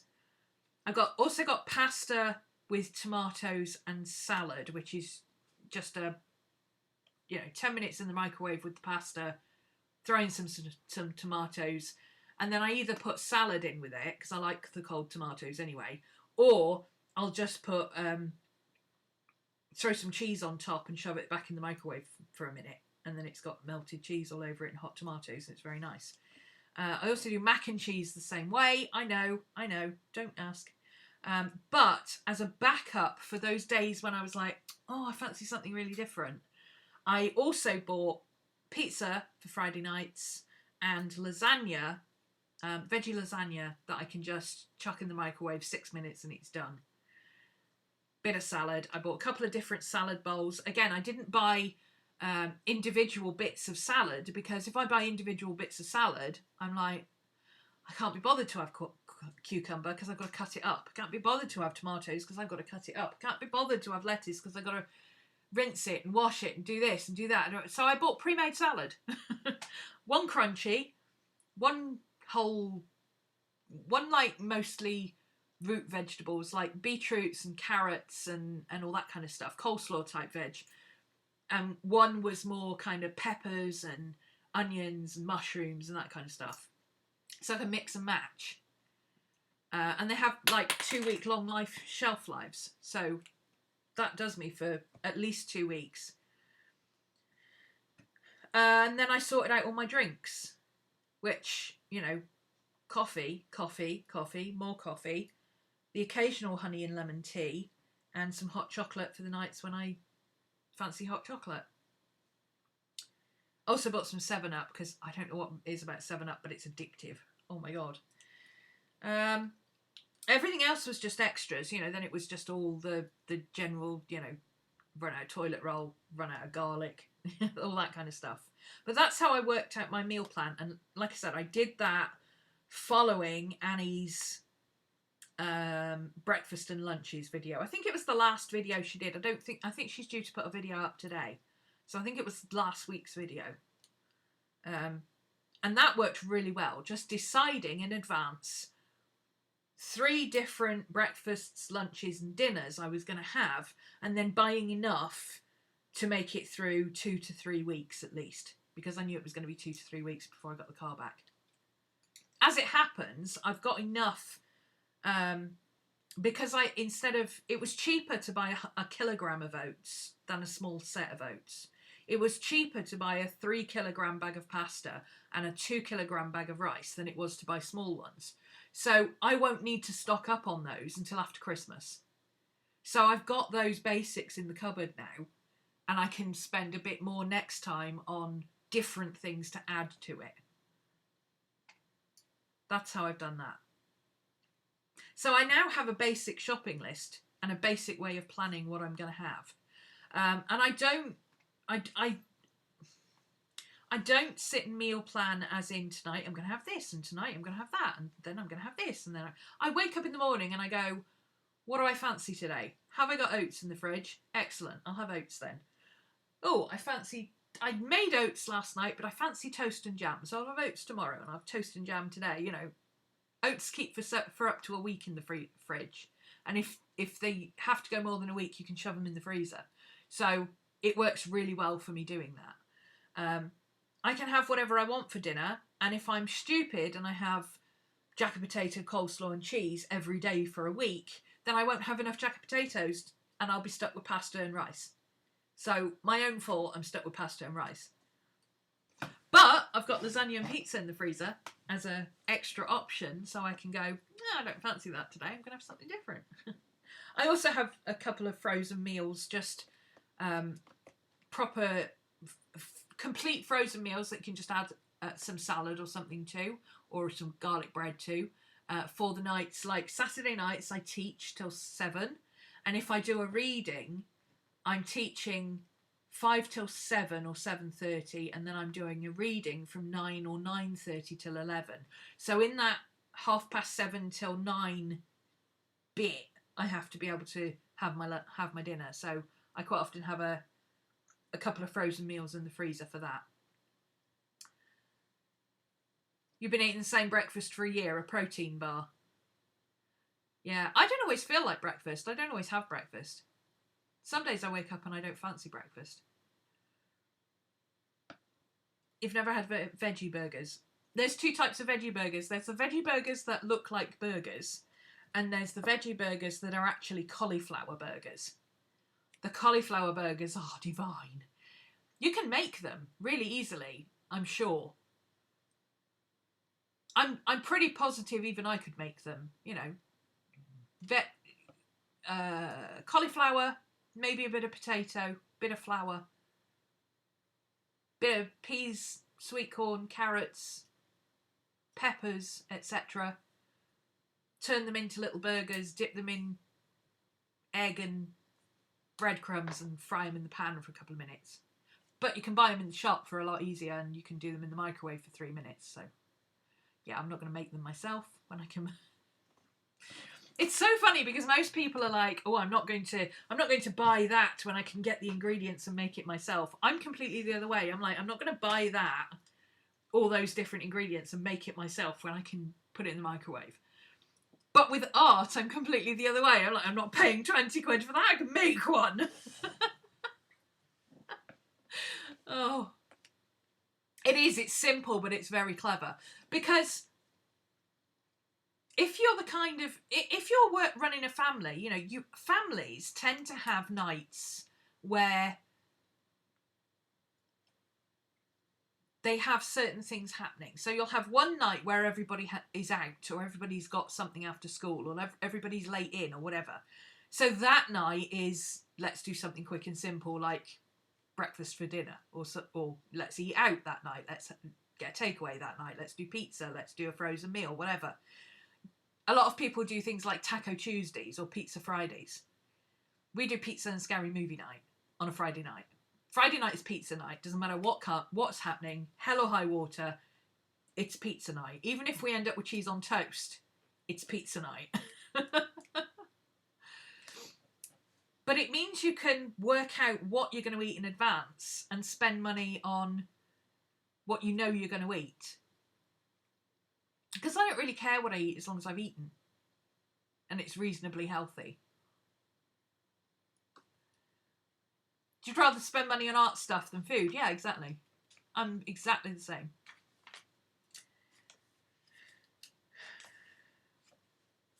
So that's the bullet journal. That's where I'm up to with my bullet journal. And meal planning. It's not really meal planning. It's more kind of shopping planning. It's shopping planning. Because I had to. Because there was no way I could spend £40 on groceries. It would have all been frozen food, and then it wouldn't have fit in the freezer. I simply couldn't have done it without Annie's system. But because I used Annie's system and I decided, okay, 2 meals I like that involve jacket potatoes, jacket potato, beans and burgers, jacket potato, coleslaw and cheese with salad. Okay, so how many jacket potatoes am I going to need to get through 10 days of that? And I worked it out from there. Roughly. I worked it out roughly from there. I didn't do it exactly. I was like, okay, if I could buy a big bag of jacket potatoes and 2 packs of burgers, that should last me a couple of, you know, that's how I do it. So, there you go. That's the bullet journal. I'm back. I'm happy.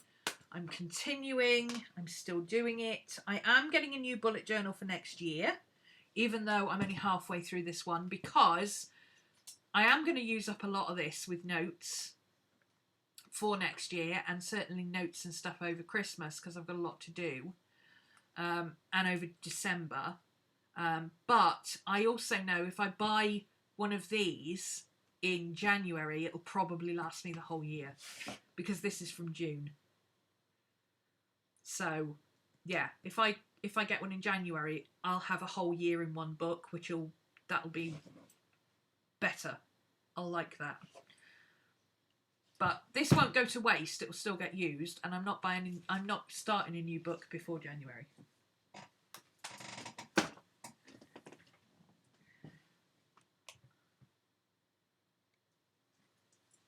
You have Taco Tuesdays and Pizza Fridays, yeah. And then Saturdays, often you've been out, or you've been out shopping, so you've had lunch out, so you only need snacks for tea. You don't need to necessarily cook. And then Sunday's roast dinner day, isn't it? So you've only got 3 days of the week left to plan. Scoob, what's the matter? Do you need to go potty? He needs to go potty. You're going to have to wait a second. The Bubs needs to potty. Back in a sec.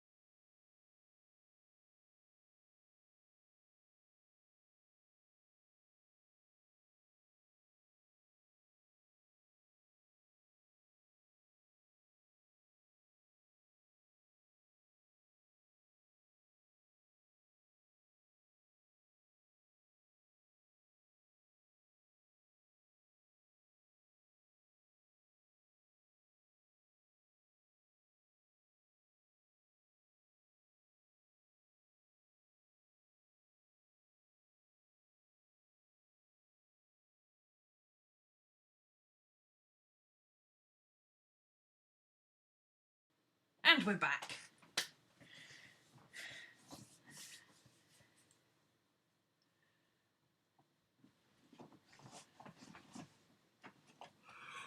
Oh. You do takeout Wednesdays because that's when you get paid. Yeah. I think everybody does takeout the night they get paid, don't they? Isn't that like an unwritten rule of getting paid? How's everyone's Christmas planning going?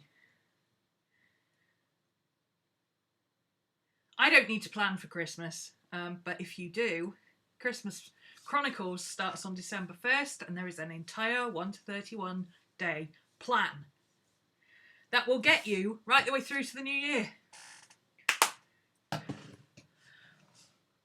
You're in hospitality, so you work Christmas Day. I just don't do anything for Christmas. Christmas is my 2 weeks off where I don't do anything, except this year I'm working. But I'm doing admin type stuff, so I get to play on the computer while I sit and watch Christmas films. Bullet journal. Not bullet journal, junk journal. But I might as well show you this one. Because you'll notice I've taken my moleskin out of this. No particular reason, I just felt like taking it out. And then I realised that I could put my insert in here for October, November, so there it is. Somebody asked me about this one. This is the Palomino Blackwing 33 1/4 all black edition.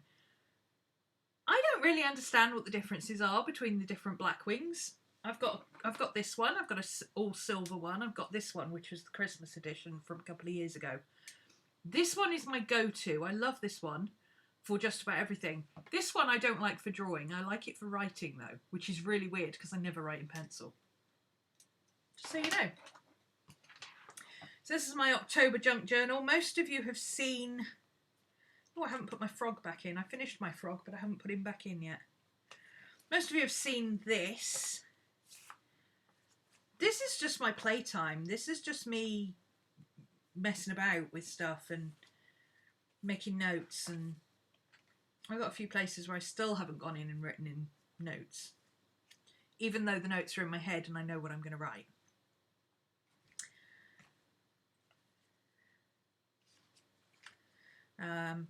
This was all about Scorpio season. This is a fold out with all the information on for my tarot reading.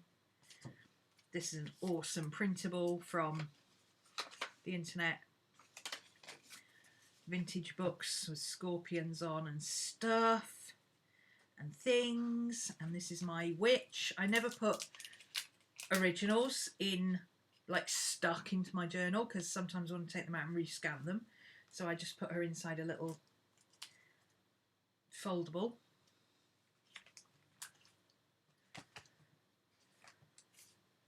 You've seen most of this already. I haven't really done an awful lot in my journal. I haven't had time. But every so often I'll come back in when I need to decompress. I'll just sit and stick things in. I think this is new from what you've seen before. I don't think you've seen any of this before. But, you know, it's nothing to write home about. It's just a few bits of... I stuck things in because I like the pictures.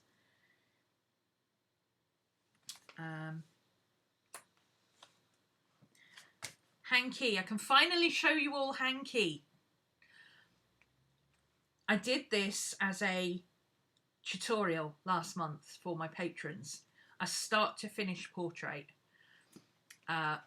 Look-alike portrait, because this... for those of you who don't know, is Miss Vicky B's German Shepherd, Hanky. I actually met Miss Vicky B over us both having German Shepherds and both being planners. And her Hanky had a black face with a brown heart, and my Gypsy had a brown face with a black heart. And they had identical markings, but just inverted. And that's how we kind of got chatting. But sadly, Hanky died a couple of weeks ago now. And unusually for me, well, it's not unusual. It's like there are people who can talk to spirit or are mediums or psychic mediums or psychics or whatever. I don't do that, okay? I'm not... I don't know if I can't do it or I've blocked it or whatever. It's in my family, but I don't do it. But with animals, I have this ability to pick up on what feels like their last thoughts, like getting a message.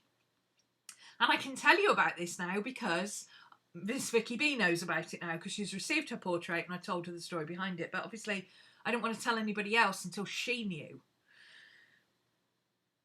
Before I found out that Hanky had actually passed, I got this feeling.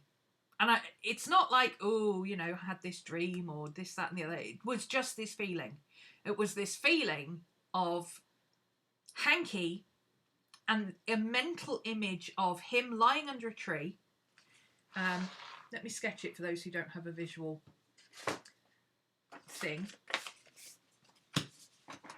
So it was literally, this is what I got in my head. So there was a Christmas tree. Okay. Hanky was here.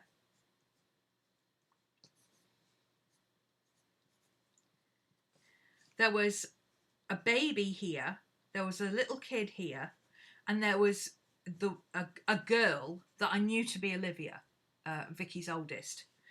And then I could see the back of a sofa here. And I could see the back of Vicky's head here. And I could see her husband here. Can't remember his name off the top of my head. And that's what I could see. And the message I got was, this is what I'll miss. This is my favourite bit of Christmas, watching the kids open their presents. And when I told Vicky this, she said that's exactly what he used to do, is lie under the tree and watch everybody opening their presents. And he would just watch the kids and he would help them open their presents and stuff. And she actually has a photo that looks identical to this that was taken from last Christmas. And then he had a message that her daughter had to have kisses on her birthday at breakfast, because that's what he always did. And it was only afterwards that I found out that her birthday was actually on the 16th. So, yeah, strange, I know, but there it is. So when I found out he had actually passed, this picture came into my head and I knew I had to paint it. And I told my students at the time, I told my patrons, you know, change your plan for this month. This is what we're doing because I have to do this. And funnily enough, I was talking to Vicky about it and she said she's been getting messages from Hank and, you know, things from Hank that she knows it's Hank saying, I'm still here, you know. But the whole feeling that I got from this, and it's not like it was literally a message or whatever, the whole feeling I got from it was he didn't want to miss Christmas. So I painted this for her and I got it, strangely, got it in the post straight away, which is an unheard of thing for me. And I called it Home for Christmas because that was what it was about. He wanted to be home for Christmas. So that's the story behind that. I can finally tell you all about it. Yay. But yeah, this is just a very bad photograph that I took and printed out. I forgot to scan him before I sent him off, but I'm not going to reprint him anyway, except for my journal. So I didn't see the point in asking Vicky to scan it for me. And then I'm going to write a little bit about that in there. That was for Poppy Day. I love this quote. My home, it's the place where I belong. It's my safe place to retreat to when I'm feeling low or need to rest. And that little dog. That cute. Miss Maddie looking after her mummy while mummy was sick. And that's it. That's as much as I've done. Oh, that's my friend and her fella. They've just bought a house together and embarking on a new life together. Oh, and I've put a photo of Scooby in there as well. And another photo of Maddie. Yeah, I printed a lot of big photos, apparently, to stick in. And just did that ready. But like I say, because I've been busy, I haven't really been doing... I haven't really been doing it much in my journal. Because I've been working on other things. So, there's that.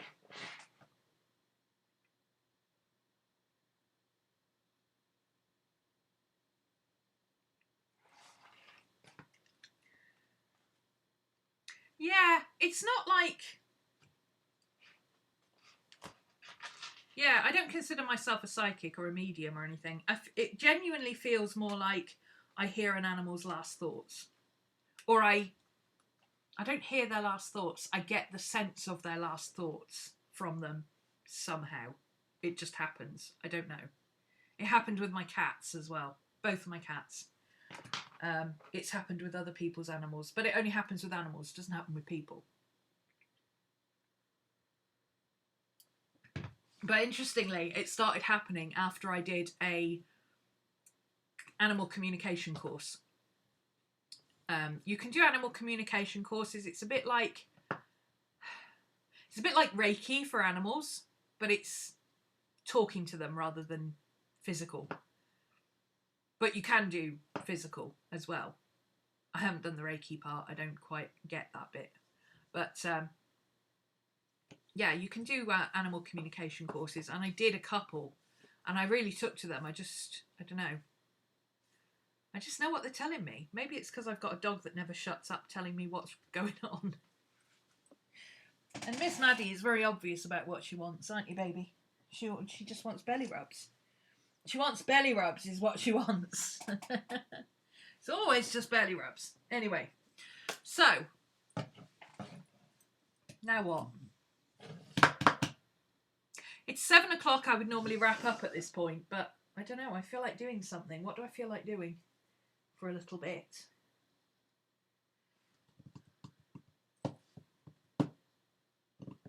Have I got anything else to show you?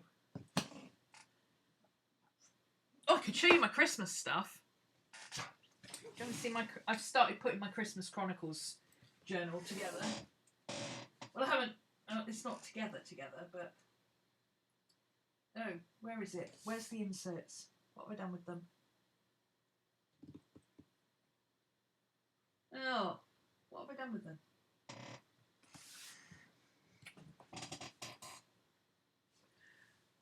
Okay, I might not be able to.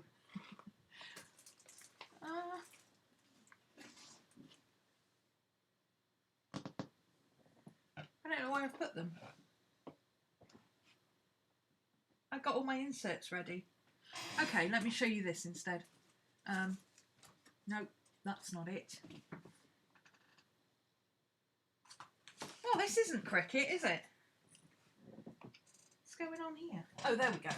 That's what I'm looking for. That's not what I was originally looking for, but this will do for now. So I got this the other day. Oops. Got it on Amazon, thanks to... Was it Jane?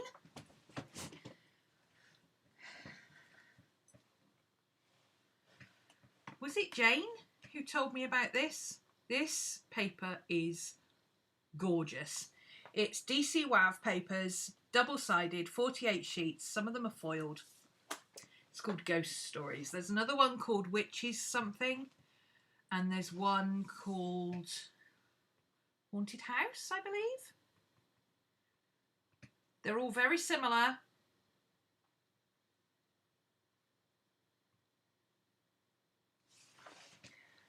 Sorry about the glare, that'll go away in a minute. But look at these papers. Oh. Oh, it was you, was it, Susan? Sorry. I knew it was somebody in class, but I couldn't remember who.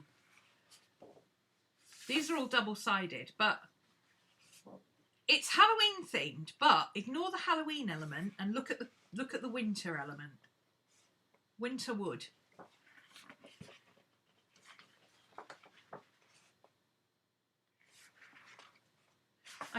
Let me turn it around this way, because most of the ones that are wintry themed are actually on the back of the pages. And the first one she finds is not. But this has got a story on it, but it's white on black, which I really like.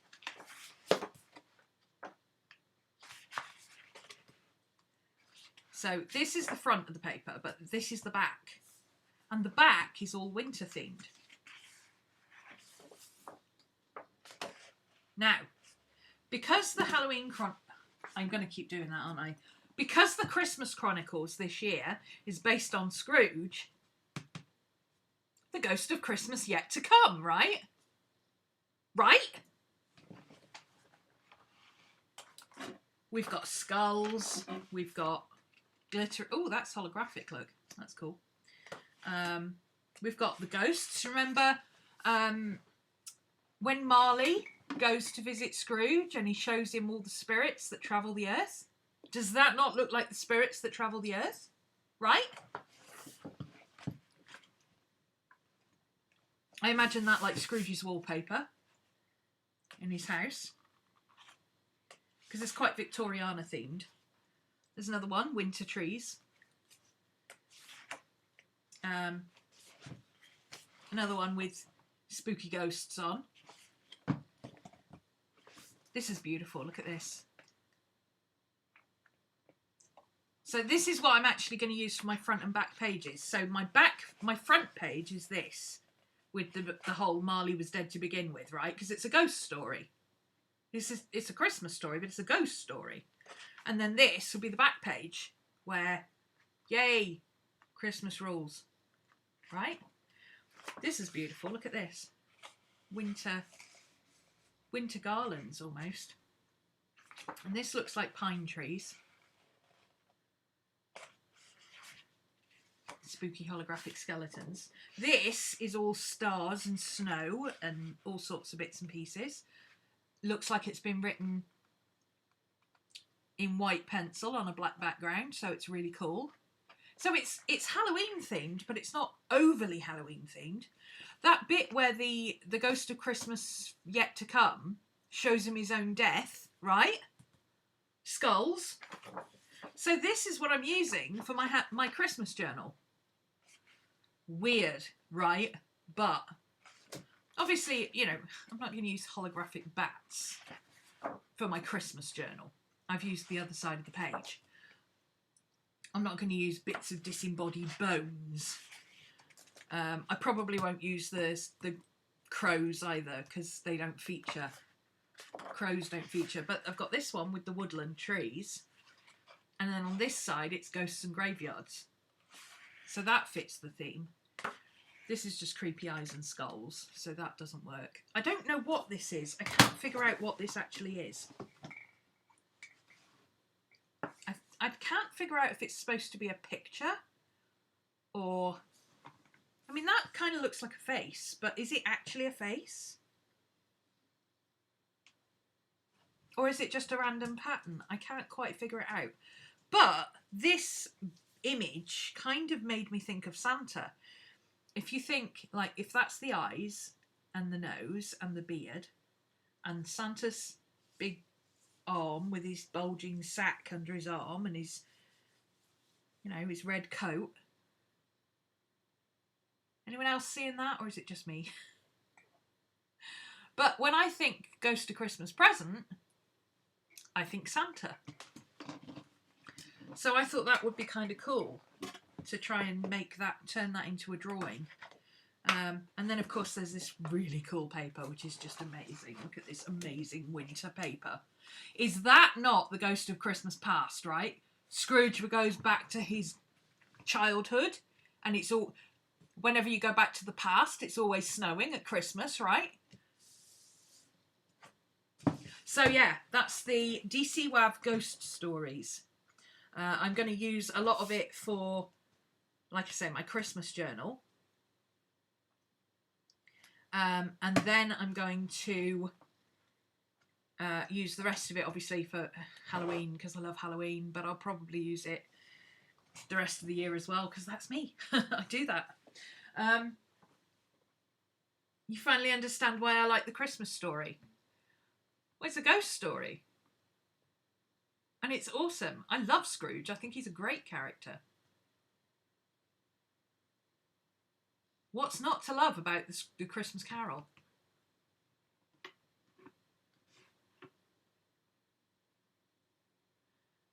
Okay, Marianne, see ya. Thanks for joining us. The DC WAV collections are amazing. They're a little bit pricey, but they're really good quality paper, and they're great for junk journals because they're double-sided. So, I've also got... I can show you the scraps that I pulled out. So I've got these. So my cover, you loved Scrooge, but you hated the story. Why did you hate the story?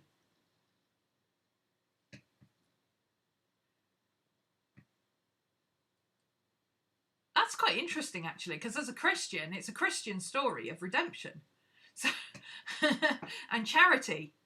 So it's interesting that as a Christian, you don't like it.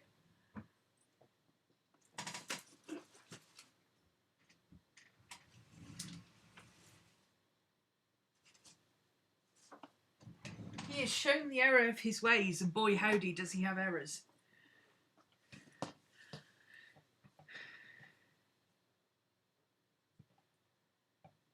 Yeah, not overly fond of Christmas, but is it really Christmas that you dislike, or is it the commercialism?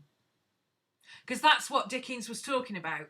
He was coming from the point where Victorianism was all about science and, you know, could it be proven, and industrial revolution and technology, and let's leave the old ways behind and blah blah blah. And he was like, well, hang on a minute, all this making money stuff is lovely and I'm all for it, but, you know, one day a year, couldn't you be nice to other people? Sorry, I'm trying to find where I put my stuff.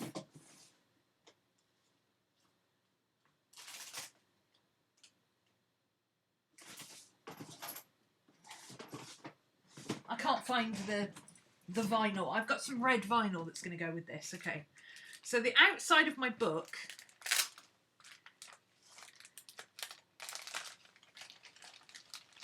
I'm going to turn them into a junk journal. So yes, some of them will be background and some of them will be painted over. Or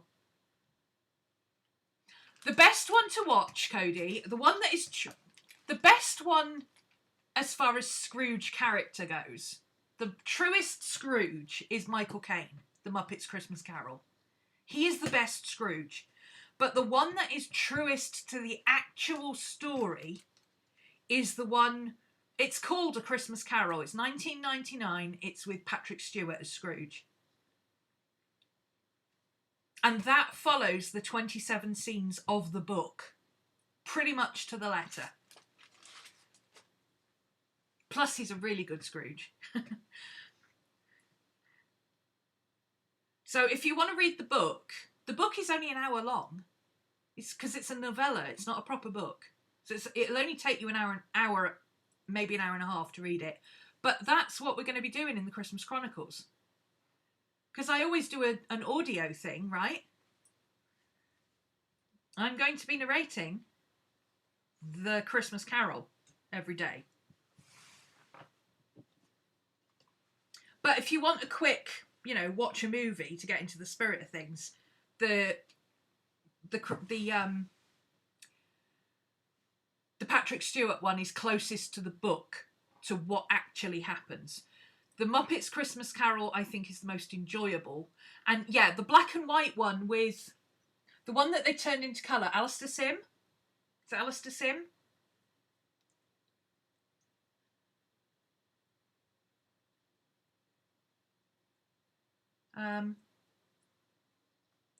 Yes. It is Alistair Sims.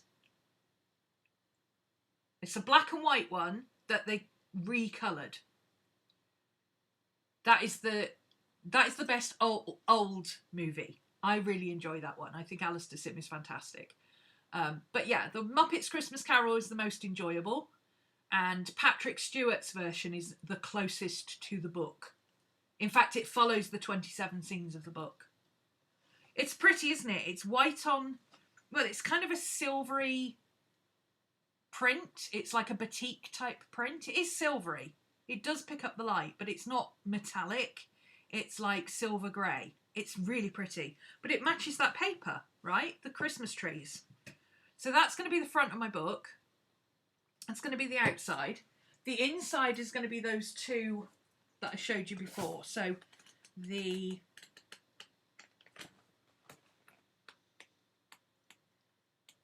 only one sheet of it in here now, so it's going to be a pain to find it. There it is.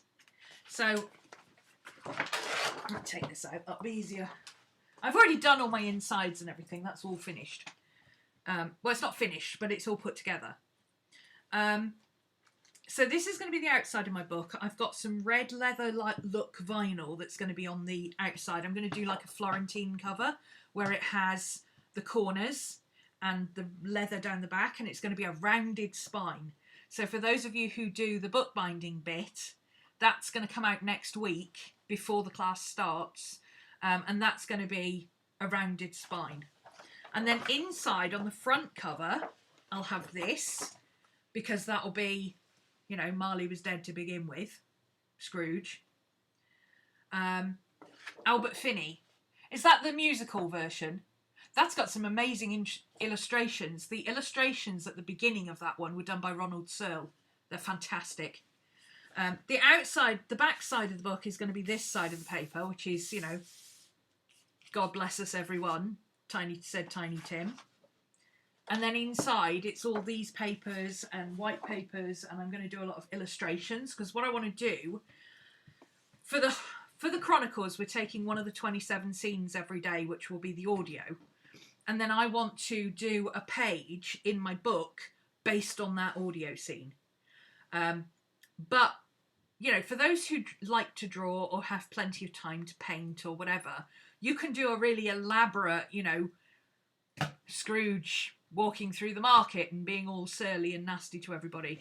People who don't have that level of drawing or just want to do something quick and simple, instead of drawing the entire, you know, Ghost of Christmas Present, which I've done before, you might find a picture that you think looks like the Ghost of Christmas Present and collage it in. Or you might just draw the Horn of Plenty that he used to carry with him. You know, something like that. Lots of glitter, because obviously, you know, he throws goodwill over everything, right? Yeah, I don't think, the only Scrooge I've seen that I don't like is the Jim Carrey animated one. And I don't like it because every character Jim Carrey plays looks like Jim Carrey. Like, even when they animate it, I don't know why it bugs me, but it does. It didn't bother me so much in the one that Tom Hanks did, where Tom Hanks played every character. It's the Polar Express. That didn't bother me because that was the whole point of the film, was he played every character. So everybody looked like Tom Hanks in some kind of way, but they all looked like different characters. That was interesting. But everything I've ever seen Jim Carrey in, even if it's animated, they look like him. And I don't know why I don't like it. It just annoys me. But yeah, I love all Scrooges. And the best version of Scrooge ever, the best modern adaptation of the story. Don't even argue with me on this. Okay? Bill Murray. Scrooged. Don't even argue with me. Okay? Don't even go there. Scrooged, hands down, the best modern adaptation. I don't class them up It's Christmas Carol as an adaptation because it's true to the story. I'm not a fan of Jim Carrey as an actor. I love him in his serious stuff, but as a comedian, I can't stand him. It's that whole I pull funny faces and people think I'm funny kind of attitude that I don't like. Or not attitude, but that thing he does. All he does is pull funny faces. Bill Murray never pulls a funny face, and yet he's freaking hilarious.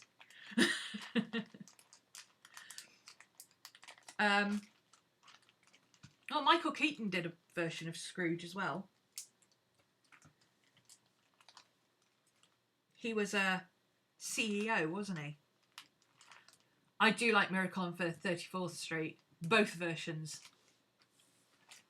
I'm a sucker for a Christmas film. I even watch the Hallmark ones that are so bad they're good. Anyways, to go with this, because all of this is very grey and white, of course, so I wanted to add a little bit of Christmas. But I need another one. Hang on. I missed one. Here we go. Here it is. So to go with this, I've also got these, which are very traditional Christmas. Carol Kane. Carol Kane is the fairy is so funny. The way she smacks him about. Oh, did I do that too hard? Sorry. I'll watch Carol Kane in anything. She could just sit and watch paint dry for an hour and a half and I would still watch her because she's hilarious. Yeah, I like Jim Carrey's serious stuff. Eternal Sunshine of a Spotless Mind is still one of my favourite films ever. That was the one that made me think, hang on a minute, this guy can actually act. Why is he doing all this crap? Maybe it's because my first encounter with him was in the Mask, which is just, that's so slapstick. I hate that film. Anyway, these are all very traditional Christmas prints. So these are little offcuts that I got from a seller on Etsy, eBay, sorry, Windsor Crafts. These are all very traditional holly and ivy and stars and Christmas decorations type prints, but they're all quite dark. And this one in particular caught my eye. The Man Who Wrote Christmas. Oh, I love that film. I have one complaint. There should have been, and they missed, this should have happened, okay? It should have happened.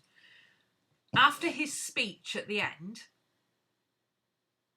there should have been a post-credits scene that showed Scrooge sitting at Dickens' desk, where he'd been for most of the movie, just sitting there.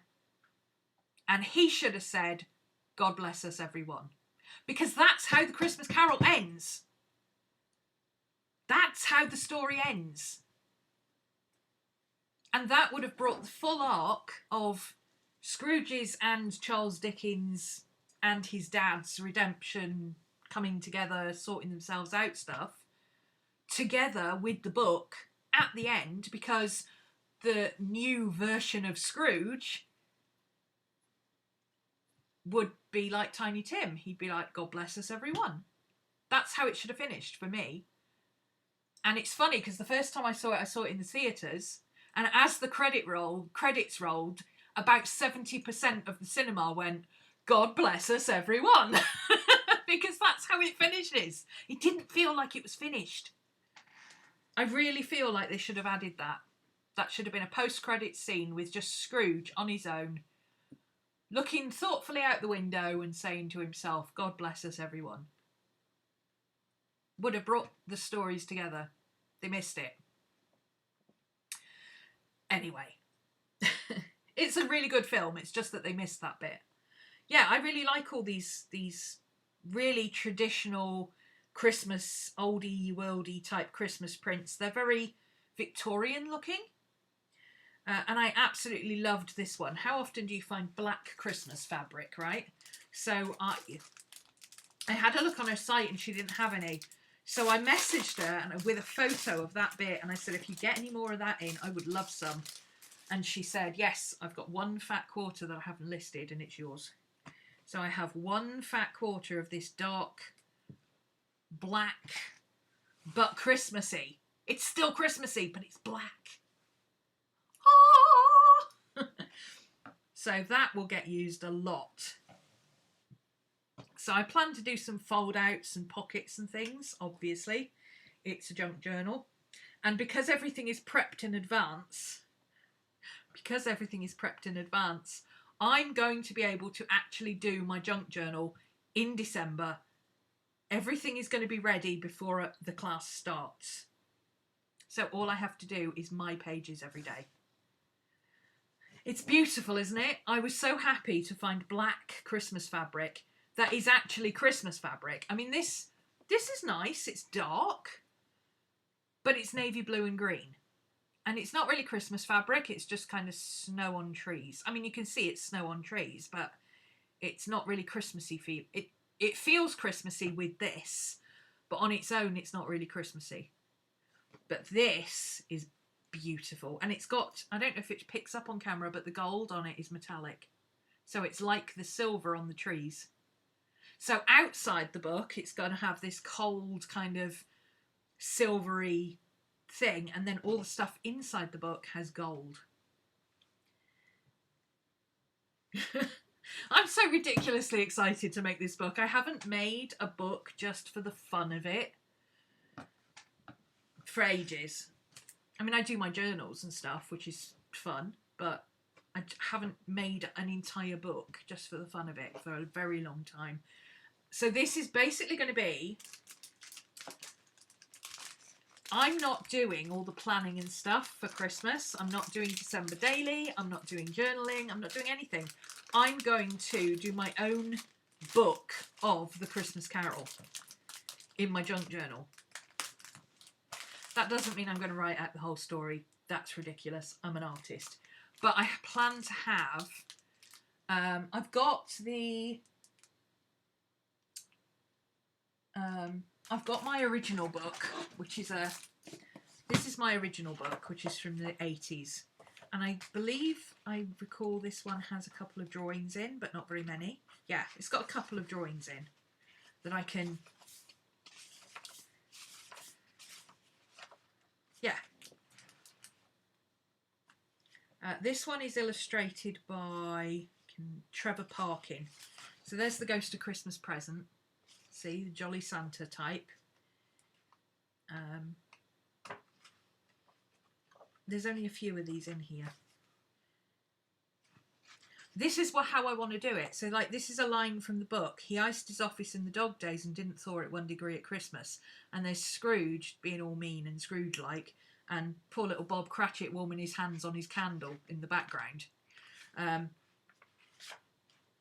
That's how I want to do my book, is take little snippets from the book. But I've also got the Arthur Rackham version, which has got gorgeous illustrations. Absolutely gorgeous. Oh, this is what I meant. Look at this.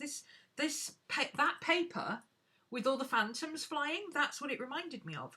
So I thought maybe I could draw Scrooge, maybe with Marley looking out the window, and, you know, they see all the phantoms, but the phantoms are the background, the paper, you know? So I thought that would be really cool. And then it's got the air filled with phantoms wandering hither and thither in restless haste and moaning as they went.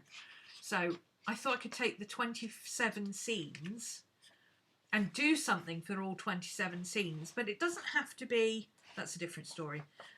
It doesn't have to be like a full, you know, there's Happy Scrooge on Christmas morning, scaring all the neighbours. It doesn't have to be elaborate. I mean, this kind of sketch, I guess for me, that might take maybe an hour to sketch it out and maybe 2 hours to paint it.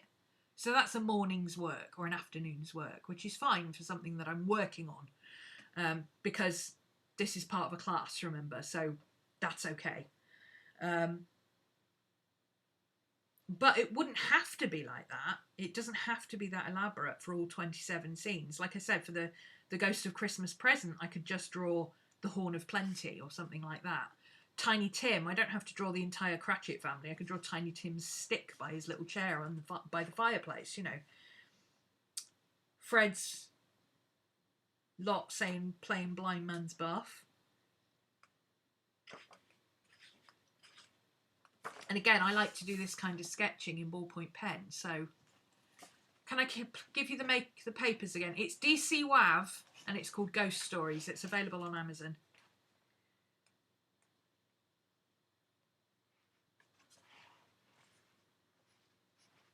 I think I linked it actually. If you go in the description to my Amazon shop, I'm pretty sure I put it in my Amazon shop. If I haven't, I will. There was never such a goose. It's a goose, Marcy! It's a goose!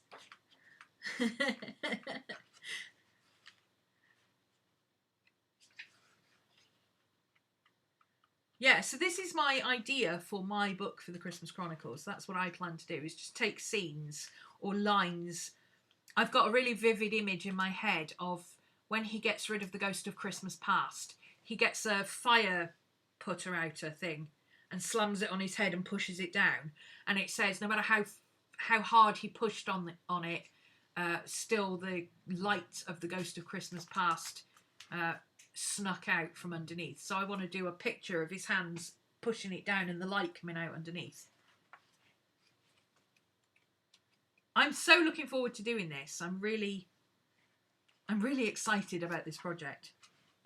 So excited that I'm actually organised enough to get the Christmas Chronicles class done before we start. Yeah. Yeah. I don't normally do things in advance. I usually, you know, I do things as we go. That's why we're still doing the Halloween Chronicles. But, you know, the people who like to do the Halloween Chronicles are not bothered about it still being November. As long as we finish it before Christmas, we're good. So, yep, that's my... Oh, I've lost the bag for this now. Where's the bag? Oh, because it's there. Okay, so I've also got this. I don't know what I'm going to do with this yet, but I saw it and I couldn't resist. It was one of those impulse buys. And because it's 2019, light was word.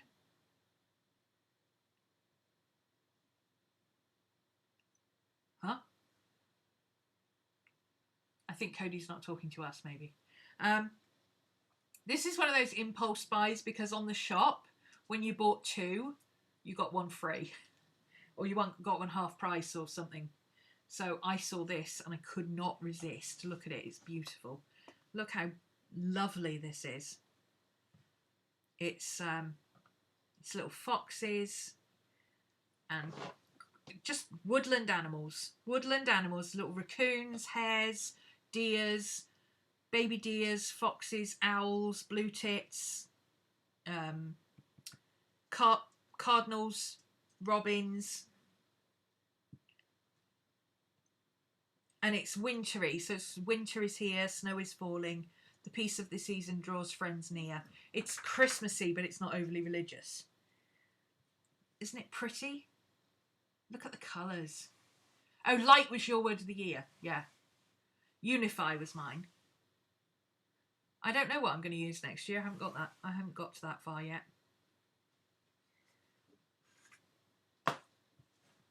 But yeah, I had to buy this. I don't know what I'm going to use it for. Absolutely no idea what I'm going to use it for. But it's beautiful and I couldn't resist it. Look at those foxes, aren't they gorgeous? A happy little bunny. Yeah, I really like this fabric. I don't do impulse buys very often, so I feel okay spending an extra little bit on that because it was cheap. So, anyway, yeah, that was my little impulse purchase.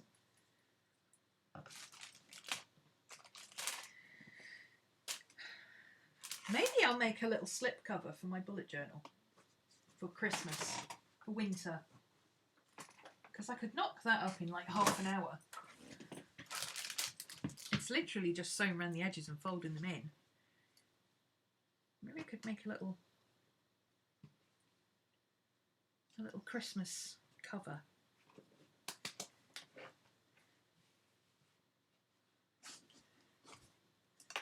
Snow is falling, winter is here. Oh. Our owl will lose his head if I do it that low. Yeah, something like that. I think that look really cute. The word of the year is when you... it's something that started quite a long time ago. And it is you pick a word to focus on for the year. So rather than having a goal or a resolution or whatever, or as well as you have a word that will guide your year. So you're always working towards this idea of having your year work towards that goal. So yeah, Cody used light. So her whole year has been about light. The focus was on light. Intuition, focus. Mine was unify, because I felt like everything was very fragmented and I wanted to bring all sorts of stuff together. So yeah, that's what the word of the year is. So any time during the year that you're not quite sure what you should be doing, or you're a little bit lost, or you need to refocus, or you want to redo your goals, sometimes, you know, you lose your way. You're having a sentence of the word, of the year, stop buying art supplies. Yeah. Some people buy shoes. Some people buy planners. Some people buy handbags. Some people spend a fortune getting their nails done. I buy art supplies. We all have our vices. As long as you use your art supplies. If you buy art supplies and you don't actually use them, then you need to stop buying art supplies.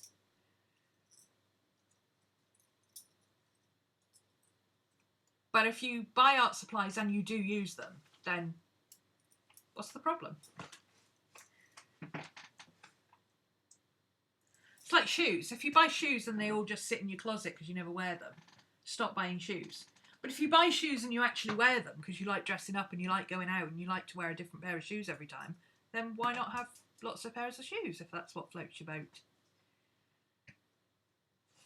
Better. Oh, that's a good word. Better. I like that.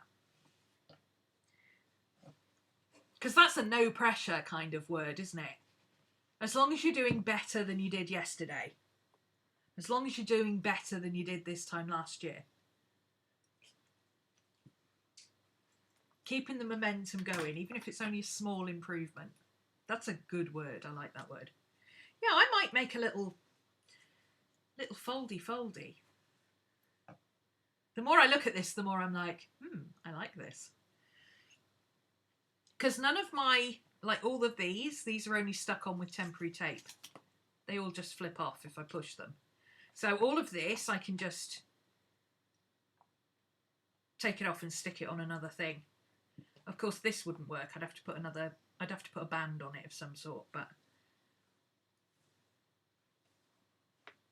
I'm liking that idea. I like that bit of the cover too.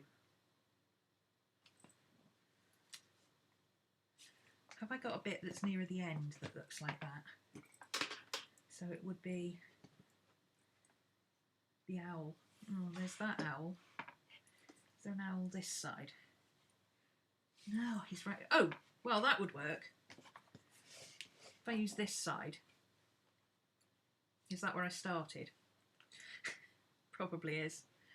If I use this side of it, I could make a pocket there, which means I could keep my foxes there, because I love those foxes. And then I'd have a fox on the front as well, and a deer and the bunnies.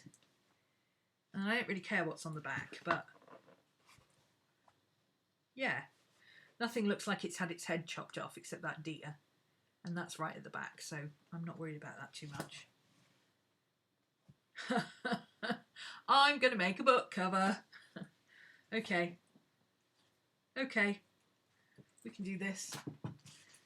So, hang on. Book cover, book cover, book cover! That side, wasn't it? Yes.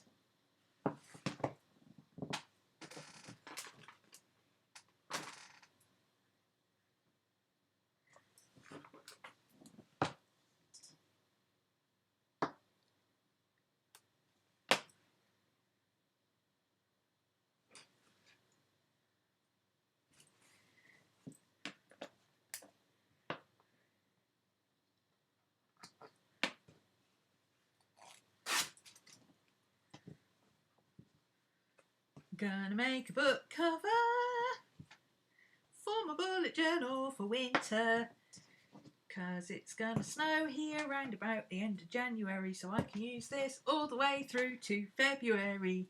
Woohoo! I know, shut up. Okay.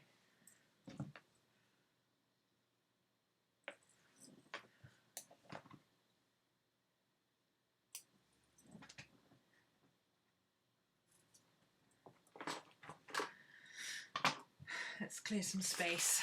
Put this back in the drawer.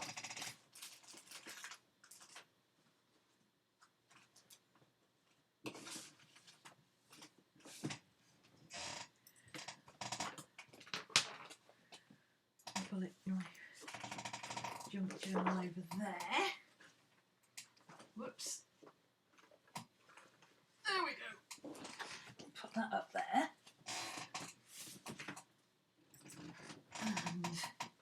there's my big scissors, that will come in useful. Let's move those out of the way.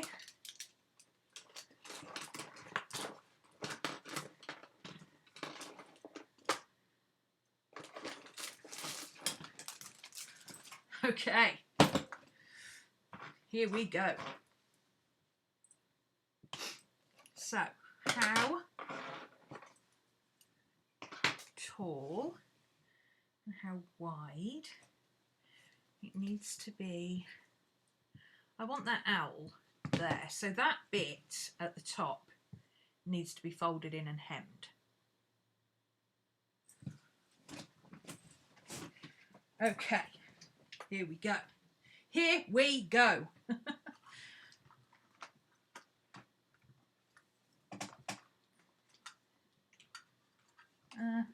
Where's that gone? Oh, it's stuck on something. Hang on. It's stuck on something. What's it stuck on? What is it stuck on? Why is it not coming out? Oh, there we go. Okay, here we go. That's my pedal. And the sewing machine. I love this thing. It's a pain sometimes. It gets a little bit crazy sometimes, but for the most part it works. Right, what colour have I got in here? Purple and black. Oh, purple and dark green. Oh, we were doing Halloween, apparently. I don't mind the dark green. Oh, light green. There we go. So let's swap the purple. Let's bob in for a light green bobbin.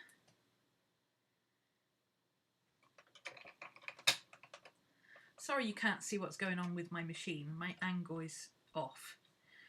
But I'm just putting I've got a dark green thread on the top. So I'm just putting a light green bobbin in the bottom.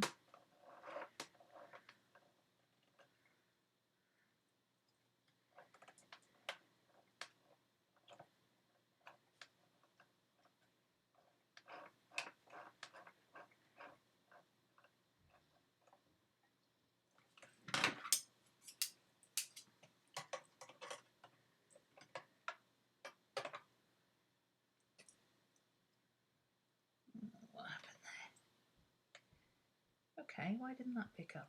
That's weird.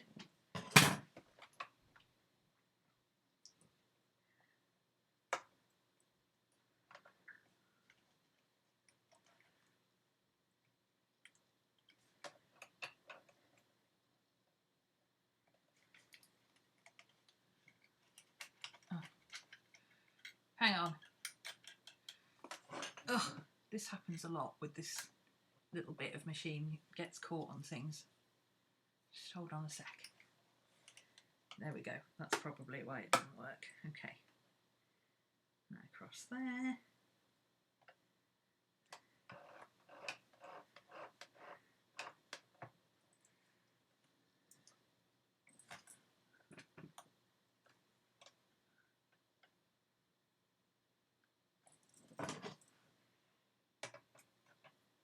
There it is. There we go. Okay, got it.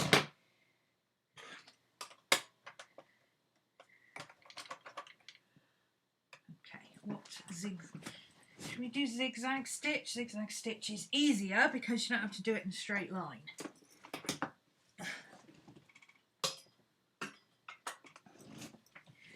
Okay, so how big does it need to be? So if this is going to be the front, that's where the owl's going to be.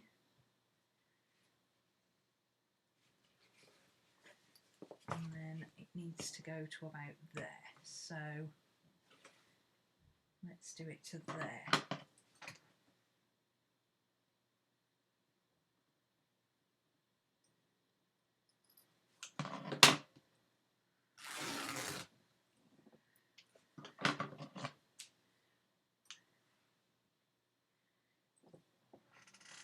I'm on a mission, on a mission.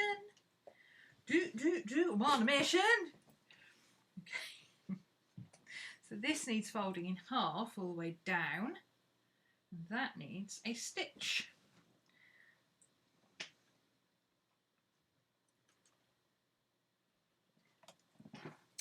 There's an easier way of doing this. Let's do it the easy way.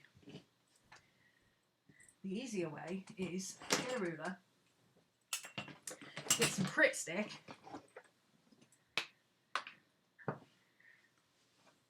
and put a little bit of glue on the bit that you want to fold down. Not a massive amount of glue. You don't need. You're not sticking it. You're going to sew it, but just get enough to tack it in place. And then you can go like this.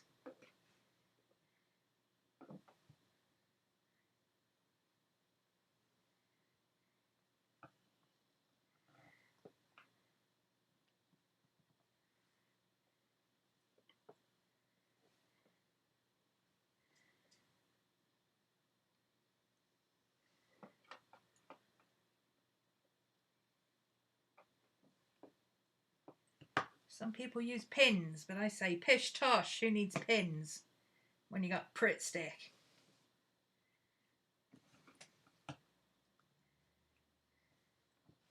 Scoob, stop whining, love. You've just been out, you don't need to make noises. Come on. Scoob, be a good boy, come on.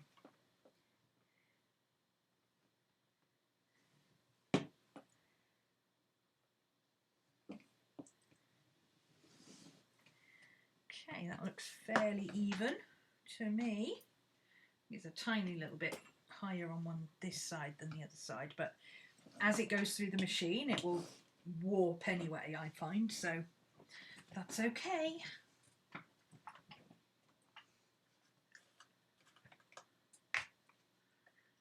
And I'm not going to do a backwards forwards because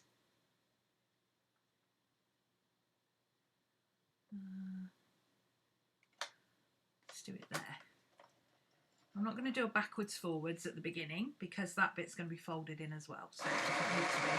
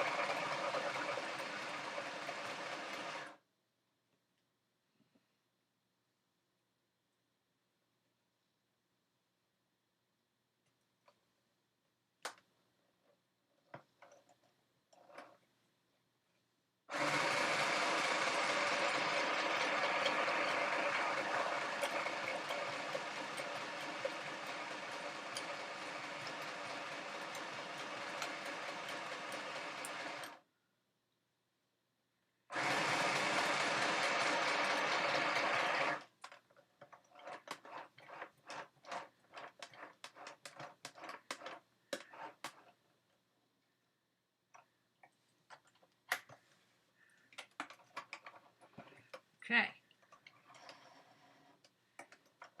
one seam done.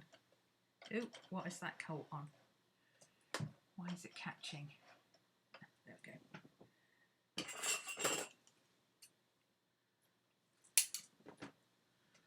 Oh, I forgot about YouTube. Sorry. Optimistic about getting snow. Oh, it always snows on my birthday. It's never failed in 48 years, so I don't anticipate it not doing next year. So I've got some pretty zigzaggy things now. Okay, so now I need to do the same for... Have I measured the height properly? So that's the height.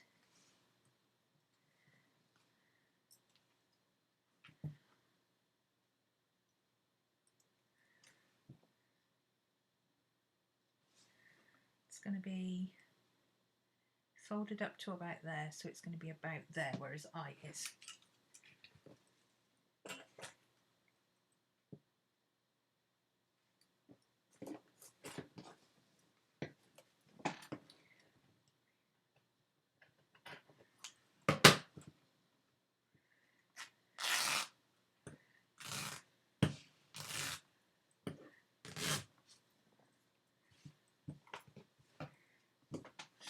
going to do the same on the bottom now. And the height is going to be, just check it again. So the height is going to be, yep, that looks about right. Pretty much exactly the same on the bottom as I did on the top.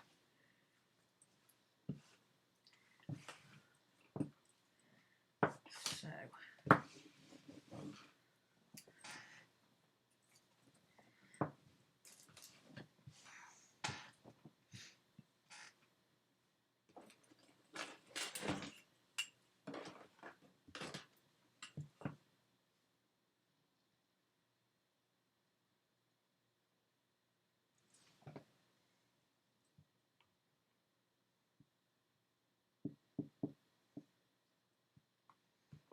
my glue's all melty.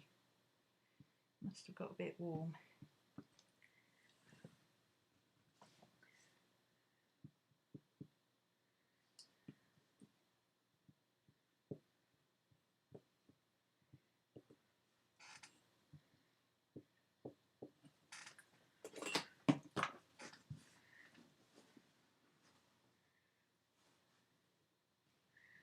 Just where that owl's head is. Here.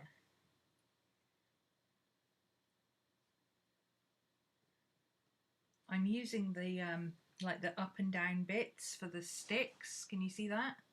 I'm using those as some kind of guidelines. They're not exactly vertical, but they work well enough for rough guides.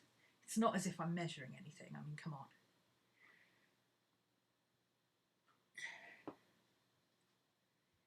Okay.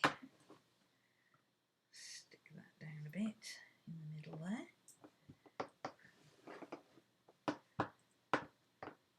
That should work. Let's just check it once before we sew it.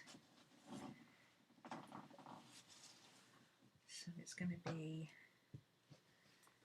that tall. Yeah, that looks about right to me.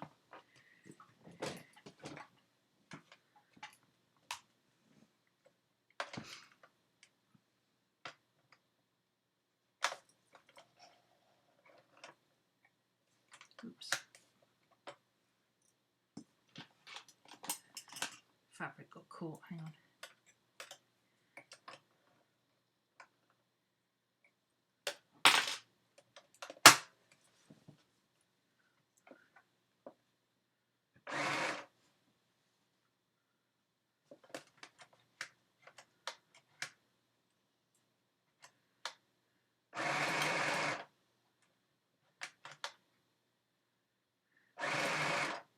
Nope, it's caught. What's it caught on? Why is it tight? Why is it tight? That usually means it's getting caught on something.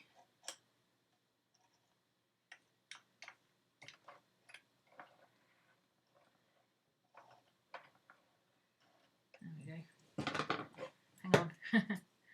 Just a second. I'm going to start that one again because it got a bit crazy.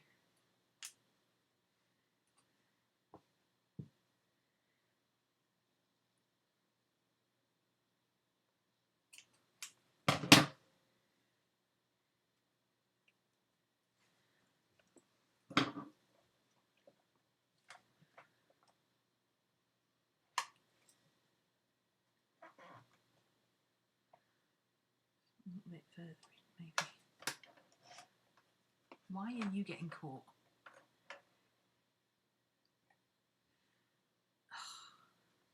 Okay. Ah, it's caught in there somewhere.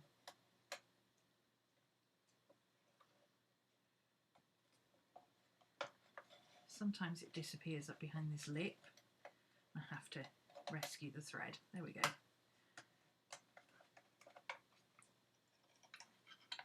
I love this little machine, but it is a little bit cantankerous.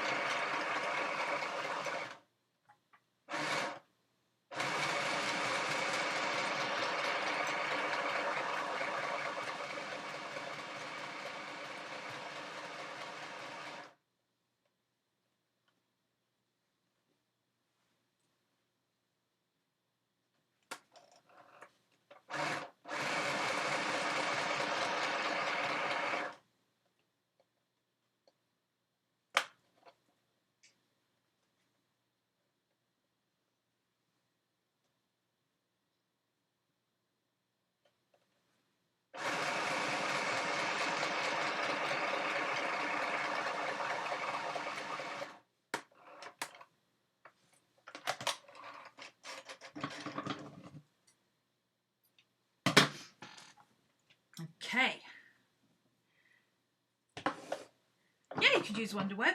That's the stuff that you iron on, isn't it? Yeah, absolutely. That's what I used to use before I had a sewing machine. But this was only 20 quid on Amazon, and it's temperamental, but it does perfectly fine for this kind of stuff. It's not like... I've got a proper sewing machine over there that I use for patchworking and all that, and quilting and stuff, but this is just for... This is so I don't mess up my good sewing machine by sewing through things like Pritt stick and stuff. Okay, so there's that. So now I'm just going to fold in this edge to make a neat edge.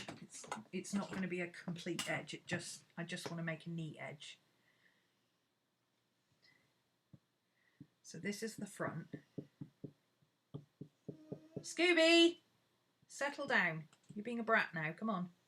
No, you've been out. You've had dinner. You've got a drink. You're just being a brat. Come on. No. Come on, in.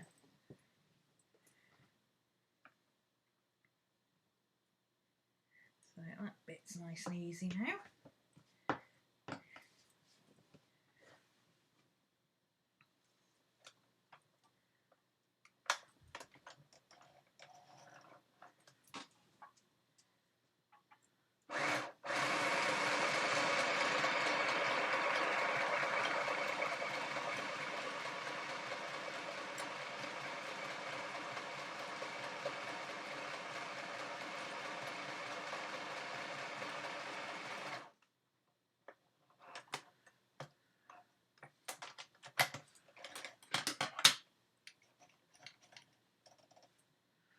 Oh, why does this keep getting caught? Why is it going up around there?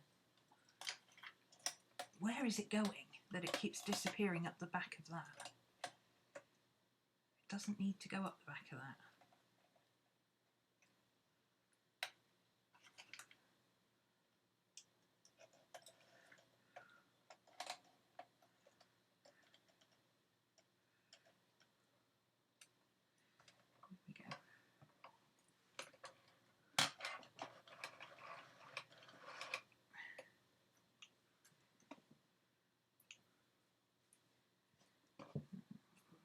The ends. So that's the front inside now.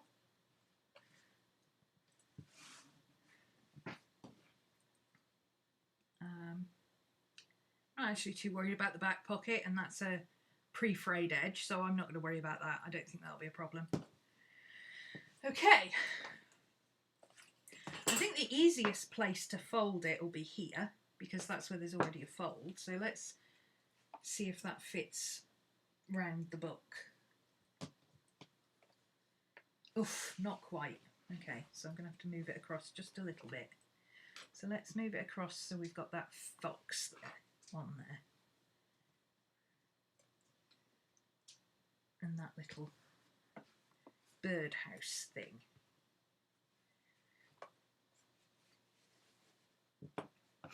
And then that can fold in at the back.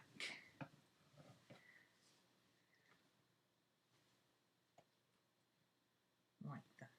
Okay, let's get the front right first, and then we can, the back can be, it doesn't matter if the book's back's not right, so that wants to be there. So let's just make sure it's fairly even. Yep.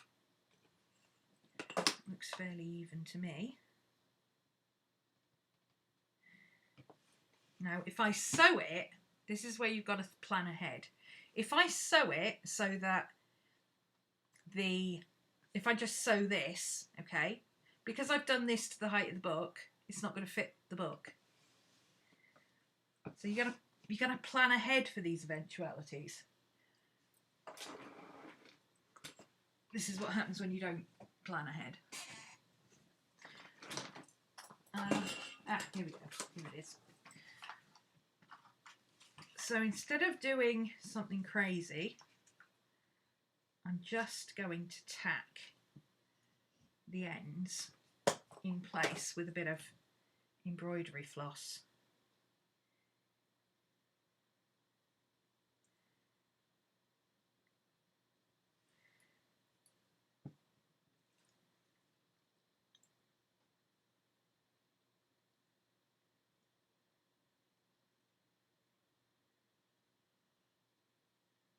Oops. Oh, thanks, Cody. I should put my sewing machine in the shop, shouldn't I? This is like I say, this is only my little baby one that I use. I don't want to use my good embroidering and quilting machine for sewing junk journals. So this is the one that I have on my desk. I can whip it out quickly, throw a bit of lace on a page and put it away again. Okay. So I'm just going to tack this. I'm not even going to tack it right at the edge. I'm going to tack it in the middle with a bit of embroidery floss, and I'm going to do it right on the edge.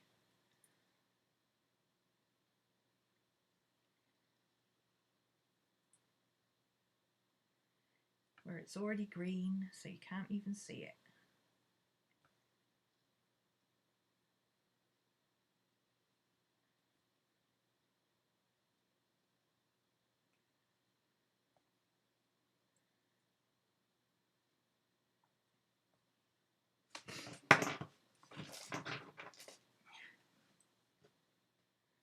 Yeah, mine's a brother, I think. Is it a brother?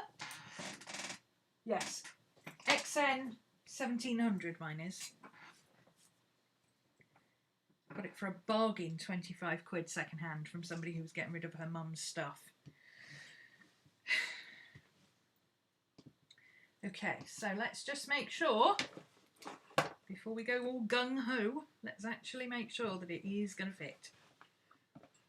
Just double check. So if I sew those two bits together, yes, it's going to fit. It's going to be tight, but that's okay because I don't want it to fall off. Something that falls off every 5 minutes will drive me insane. So let's get it all nicely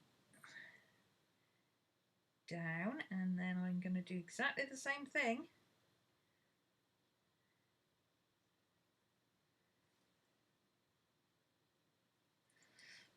I don't tie knots in anything. I oversew. For those who are wondering why I'm not tying knots or anything, I've sewn the thread along that way and come up, and now I'm back sewing it so it holds itself in. It's a self-knotting thread.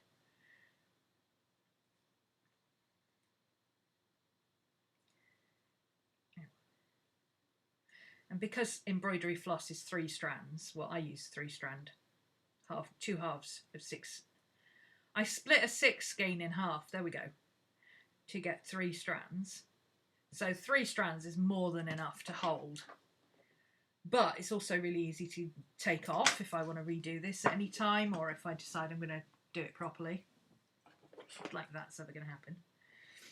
Okay, so that's what my front looks like now. So it's a tiny bit snug. You have to have exactly straight for it to slip on there easily, but there we go. There's that side. Isn't that pretty? Look how cute that is! Look how cute! Look how stinking cute! Come on. Now what am I going to do about this elastic? We didn't think this through, did we? So the elastic is basically going to go on there. I'm going to have to do a different type of closure, basically. Okay, so that is where the book is. There.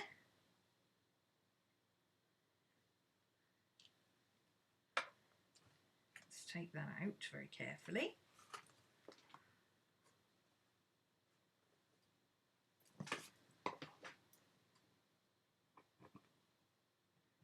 So this is the bit that needs to be folded up to there, which is, let's find a landmark. Oh, that black bit there we go. So we're folding this up to meet that dark bit there. That's the width of the book. Same thing again.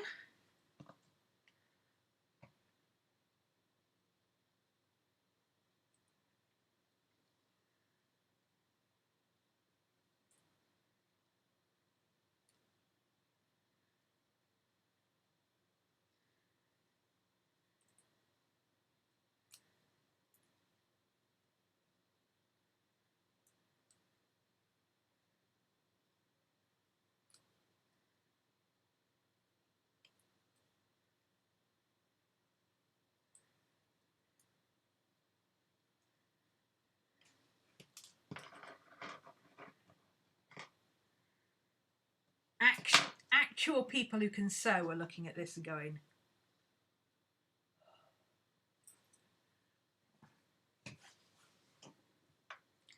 but hey, done is better than perfect, right? It's not like I'm selling it to anybody. If I was selling it to people, I'd measure it and actually do it properly and stuff. Scooby, stop being a brat, please. You can't possibly need anything.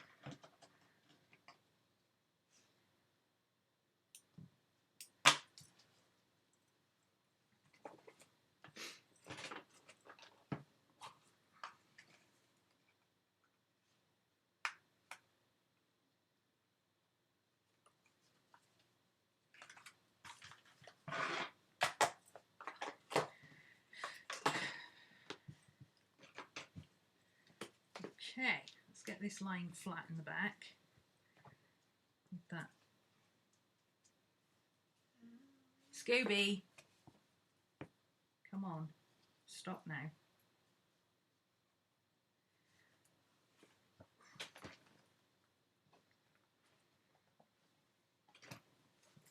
I probably could have put a press stud on there actually and had the elastic come out. I might do that. If I made those into press studs instead of stitches so that this would clip back together, I could probably have had the elastic come out around the edge.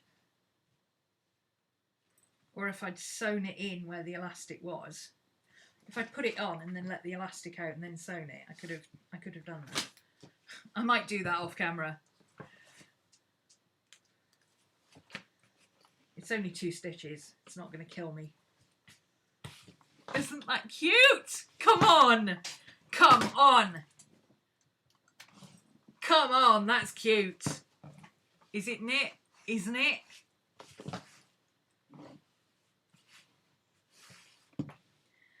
Yeah, I could do that. That would work if I did that. Scooby! I wonder if I could do it that way.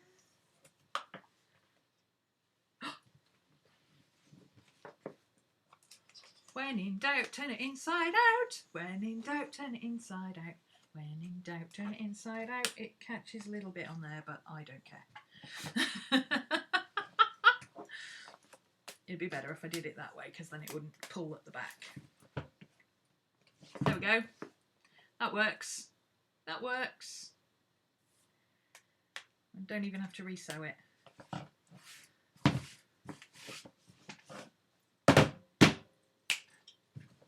That's cute. I like that. Come on. And how long did that take? 20 minutes? And I don't even know what I'm doing. So now I can get my... Oh, let's put this away first.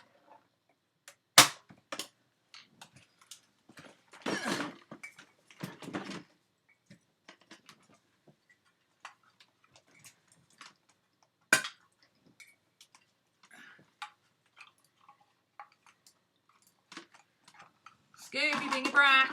Stop it, please, babe.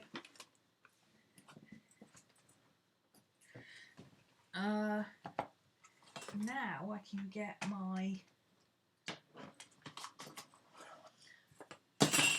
Where's my pen gone with my pen loop on it? Oh, is that what fell on the floor just now? That might be what fell on the floor just now, is my pen and my pen loop.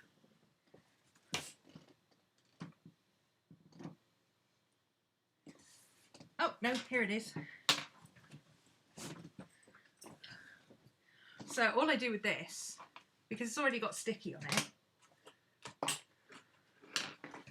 it doesn't need to stay there forever, it only needs to stay while my book's closed. It doesn't get a lot of wear and tear. It's not like it's in my bag all the time or anything. Bit of Pritt stick.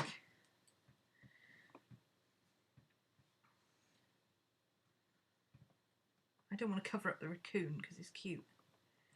Stick that on.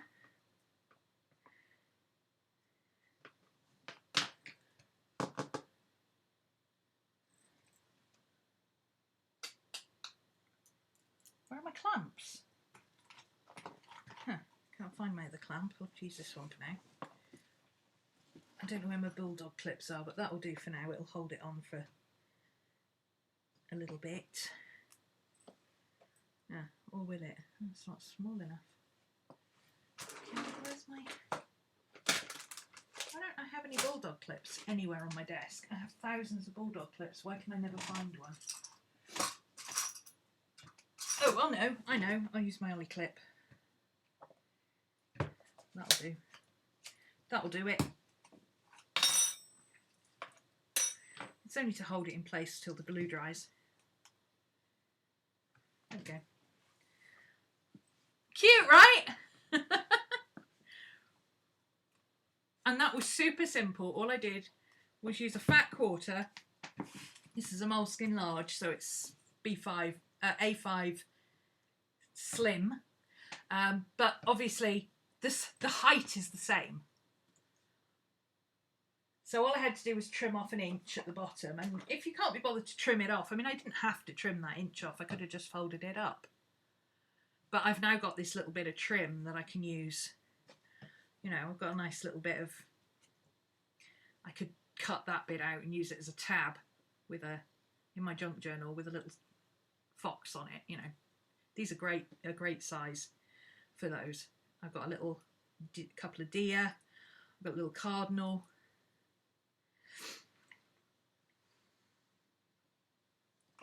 Or I could just use it as a bit of edging, whatever. Always use these little bits of scraps for something. So even if it's just like your page is too long, like sometimes your junk journal page is a bit too long and you've got a piece of fabric that doesn't quite fit, or you've got a piece of paper that doesn't quite fit and you just want a bit of edge. Well, instead of using a bit of washi tape, just use a bit of this. You know, how about something like that where you've got the fox and the cardinal, stick that along there with a bit of Pritt stick and it's just a little bit different than a bit of washi tape, right? So there you go. How to make a book cover in not very much time with absolutely no know-how whatsoever. And yes, if you want to use glue instead of... I mean, you couldn't use Pritt stick to stick this down, but you could use like double-sided tape will stick fabric for like this, because it's not like it's going to be open and closed all the time. It's just going to be on your journal. You're not going to be... There's no weight on those seams.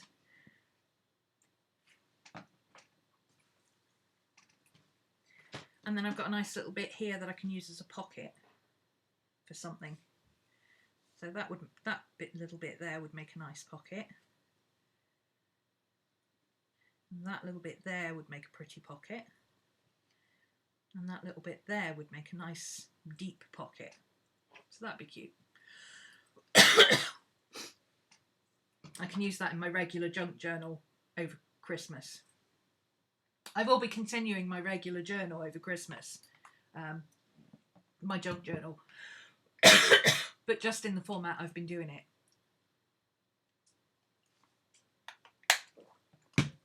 My Christmas Chronicles book, Christmas Carol book, is going to be like a proper project book, start to finish type thing to do in over December. Isn't it pretty? And that'll last me because it's Christmassy, but it's also wintry. It's more wintry than Christmassy. So I can use this right the way through till February. That's really pretty. I like that. Another way to spice up your bullet journal if you can't decide what to do with it. Okay, I'm going to call it a day, guys. Scooby's moaning at me. I think he wants to go out. Okay, I hear you. Goodness me. Moaning boy. Moaning boy. Moan, moan, moan. So I'm going to leave you to it. I will go and finish off my Christmas Chronicles stuff because I'm really excited about it. It's going to be awesome. Thanks for joining me, guys. I'm just having a quick look through. Sorry, I wasn't really keeping up with chat, was I, at all? Yeah, link to the shop, RhomanysRealm.org.uk. It's all down in the description. Yeah, those little sewing machines, they're not great, but if you don't really know how to sew and all you want to do is throw a bit of lace on or a bit of zigzag stitch on some paper at some point, or just make something super quick like this, they're perfectly good.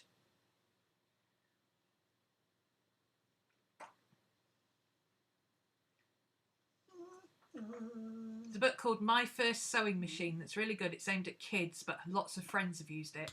Yeah, if you don't know how to do it. I mean, I learned how to sew in home ec.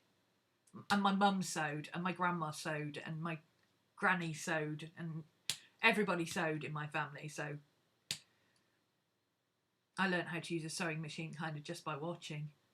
The thing that scares me is if I ever have to make a bobbin. Making bobbins. Oh my God. I used to be scared of threading machines, but since I discovered that they come with markers on them that tells you how to thread them, I'm all right. I didn't realise that. I thought my mum just magically knew how to thread all this whizzy around her sewing machines, but they've actually got markers on that show you where the thread has to go. So, could make a page marker. I could. Oh yeah. Could take a bit of this and just make a page marker. Or this and make a page marker, like a little page flag. Like just a little... Ooh.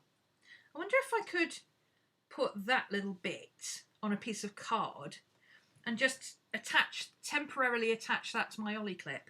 Or even, I've got some of these. Oh.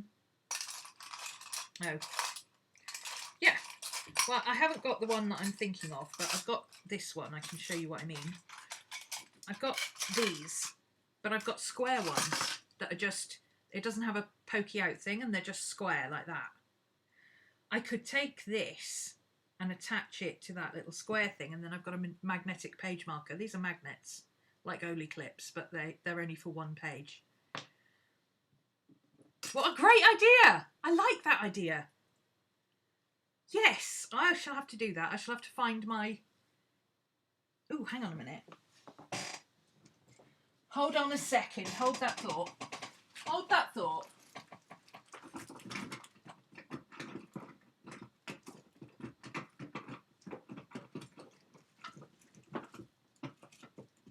Oh, I can't quite reach it. Or can I? Ugh. No, I can't quite reach it. My tin of clips. I'd have to move a lot of stuff to reach my tin of clips because it's all piled up in front.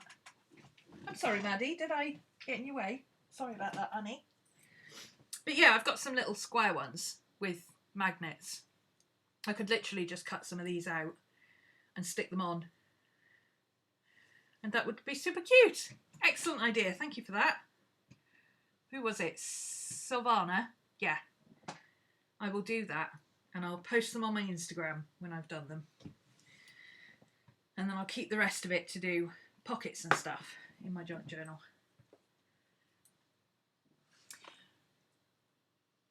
So, hope that was fun.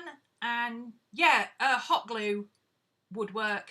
E6000 would be a bit of overkill. You could just use some fabric glue or Fab-O-Tac or Anita's glue, Aileen's tacky, anything like that would work. PVA glue would work at a push. as long as you leave it to dry properly. All right, that's it. I'm off. Thanks for joining me, guys. Bye.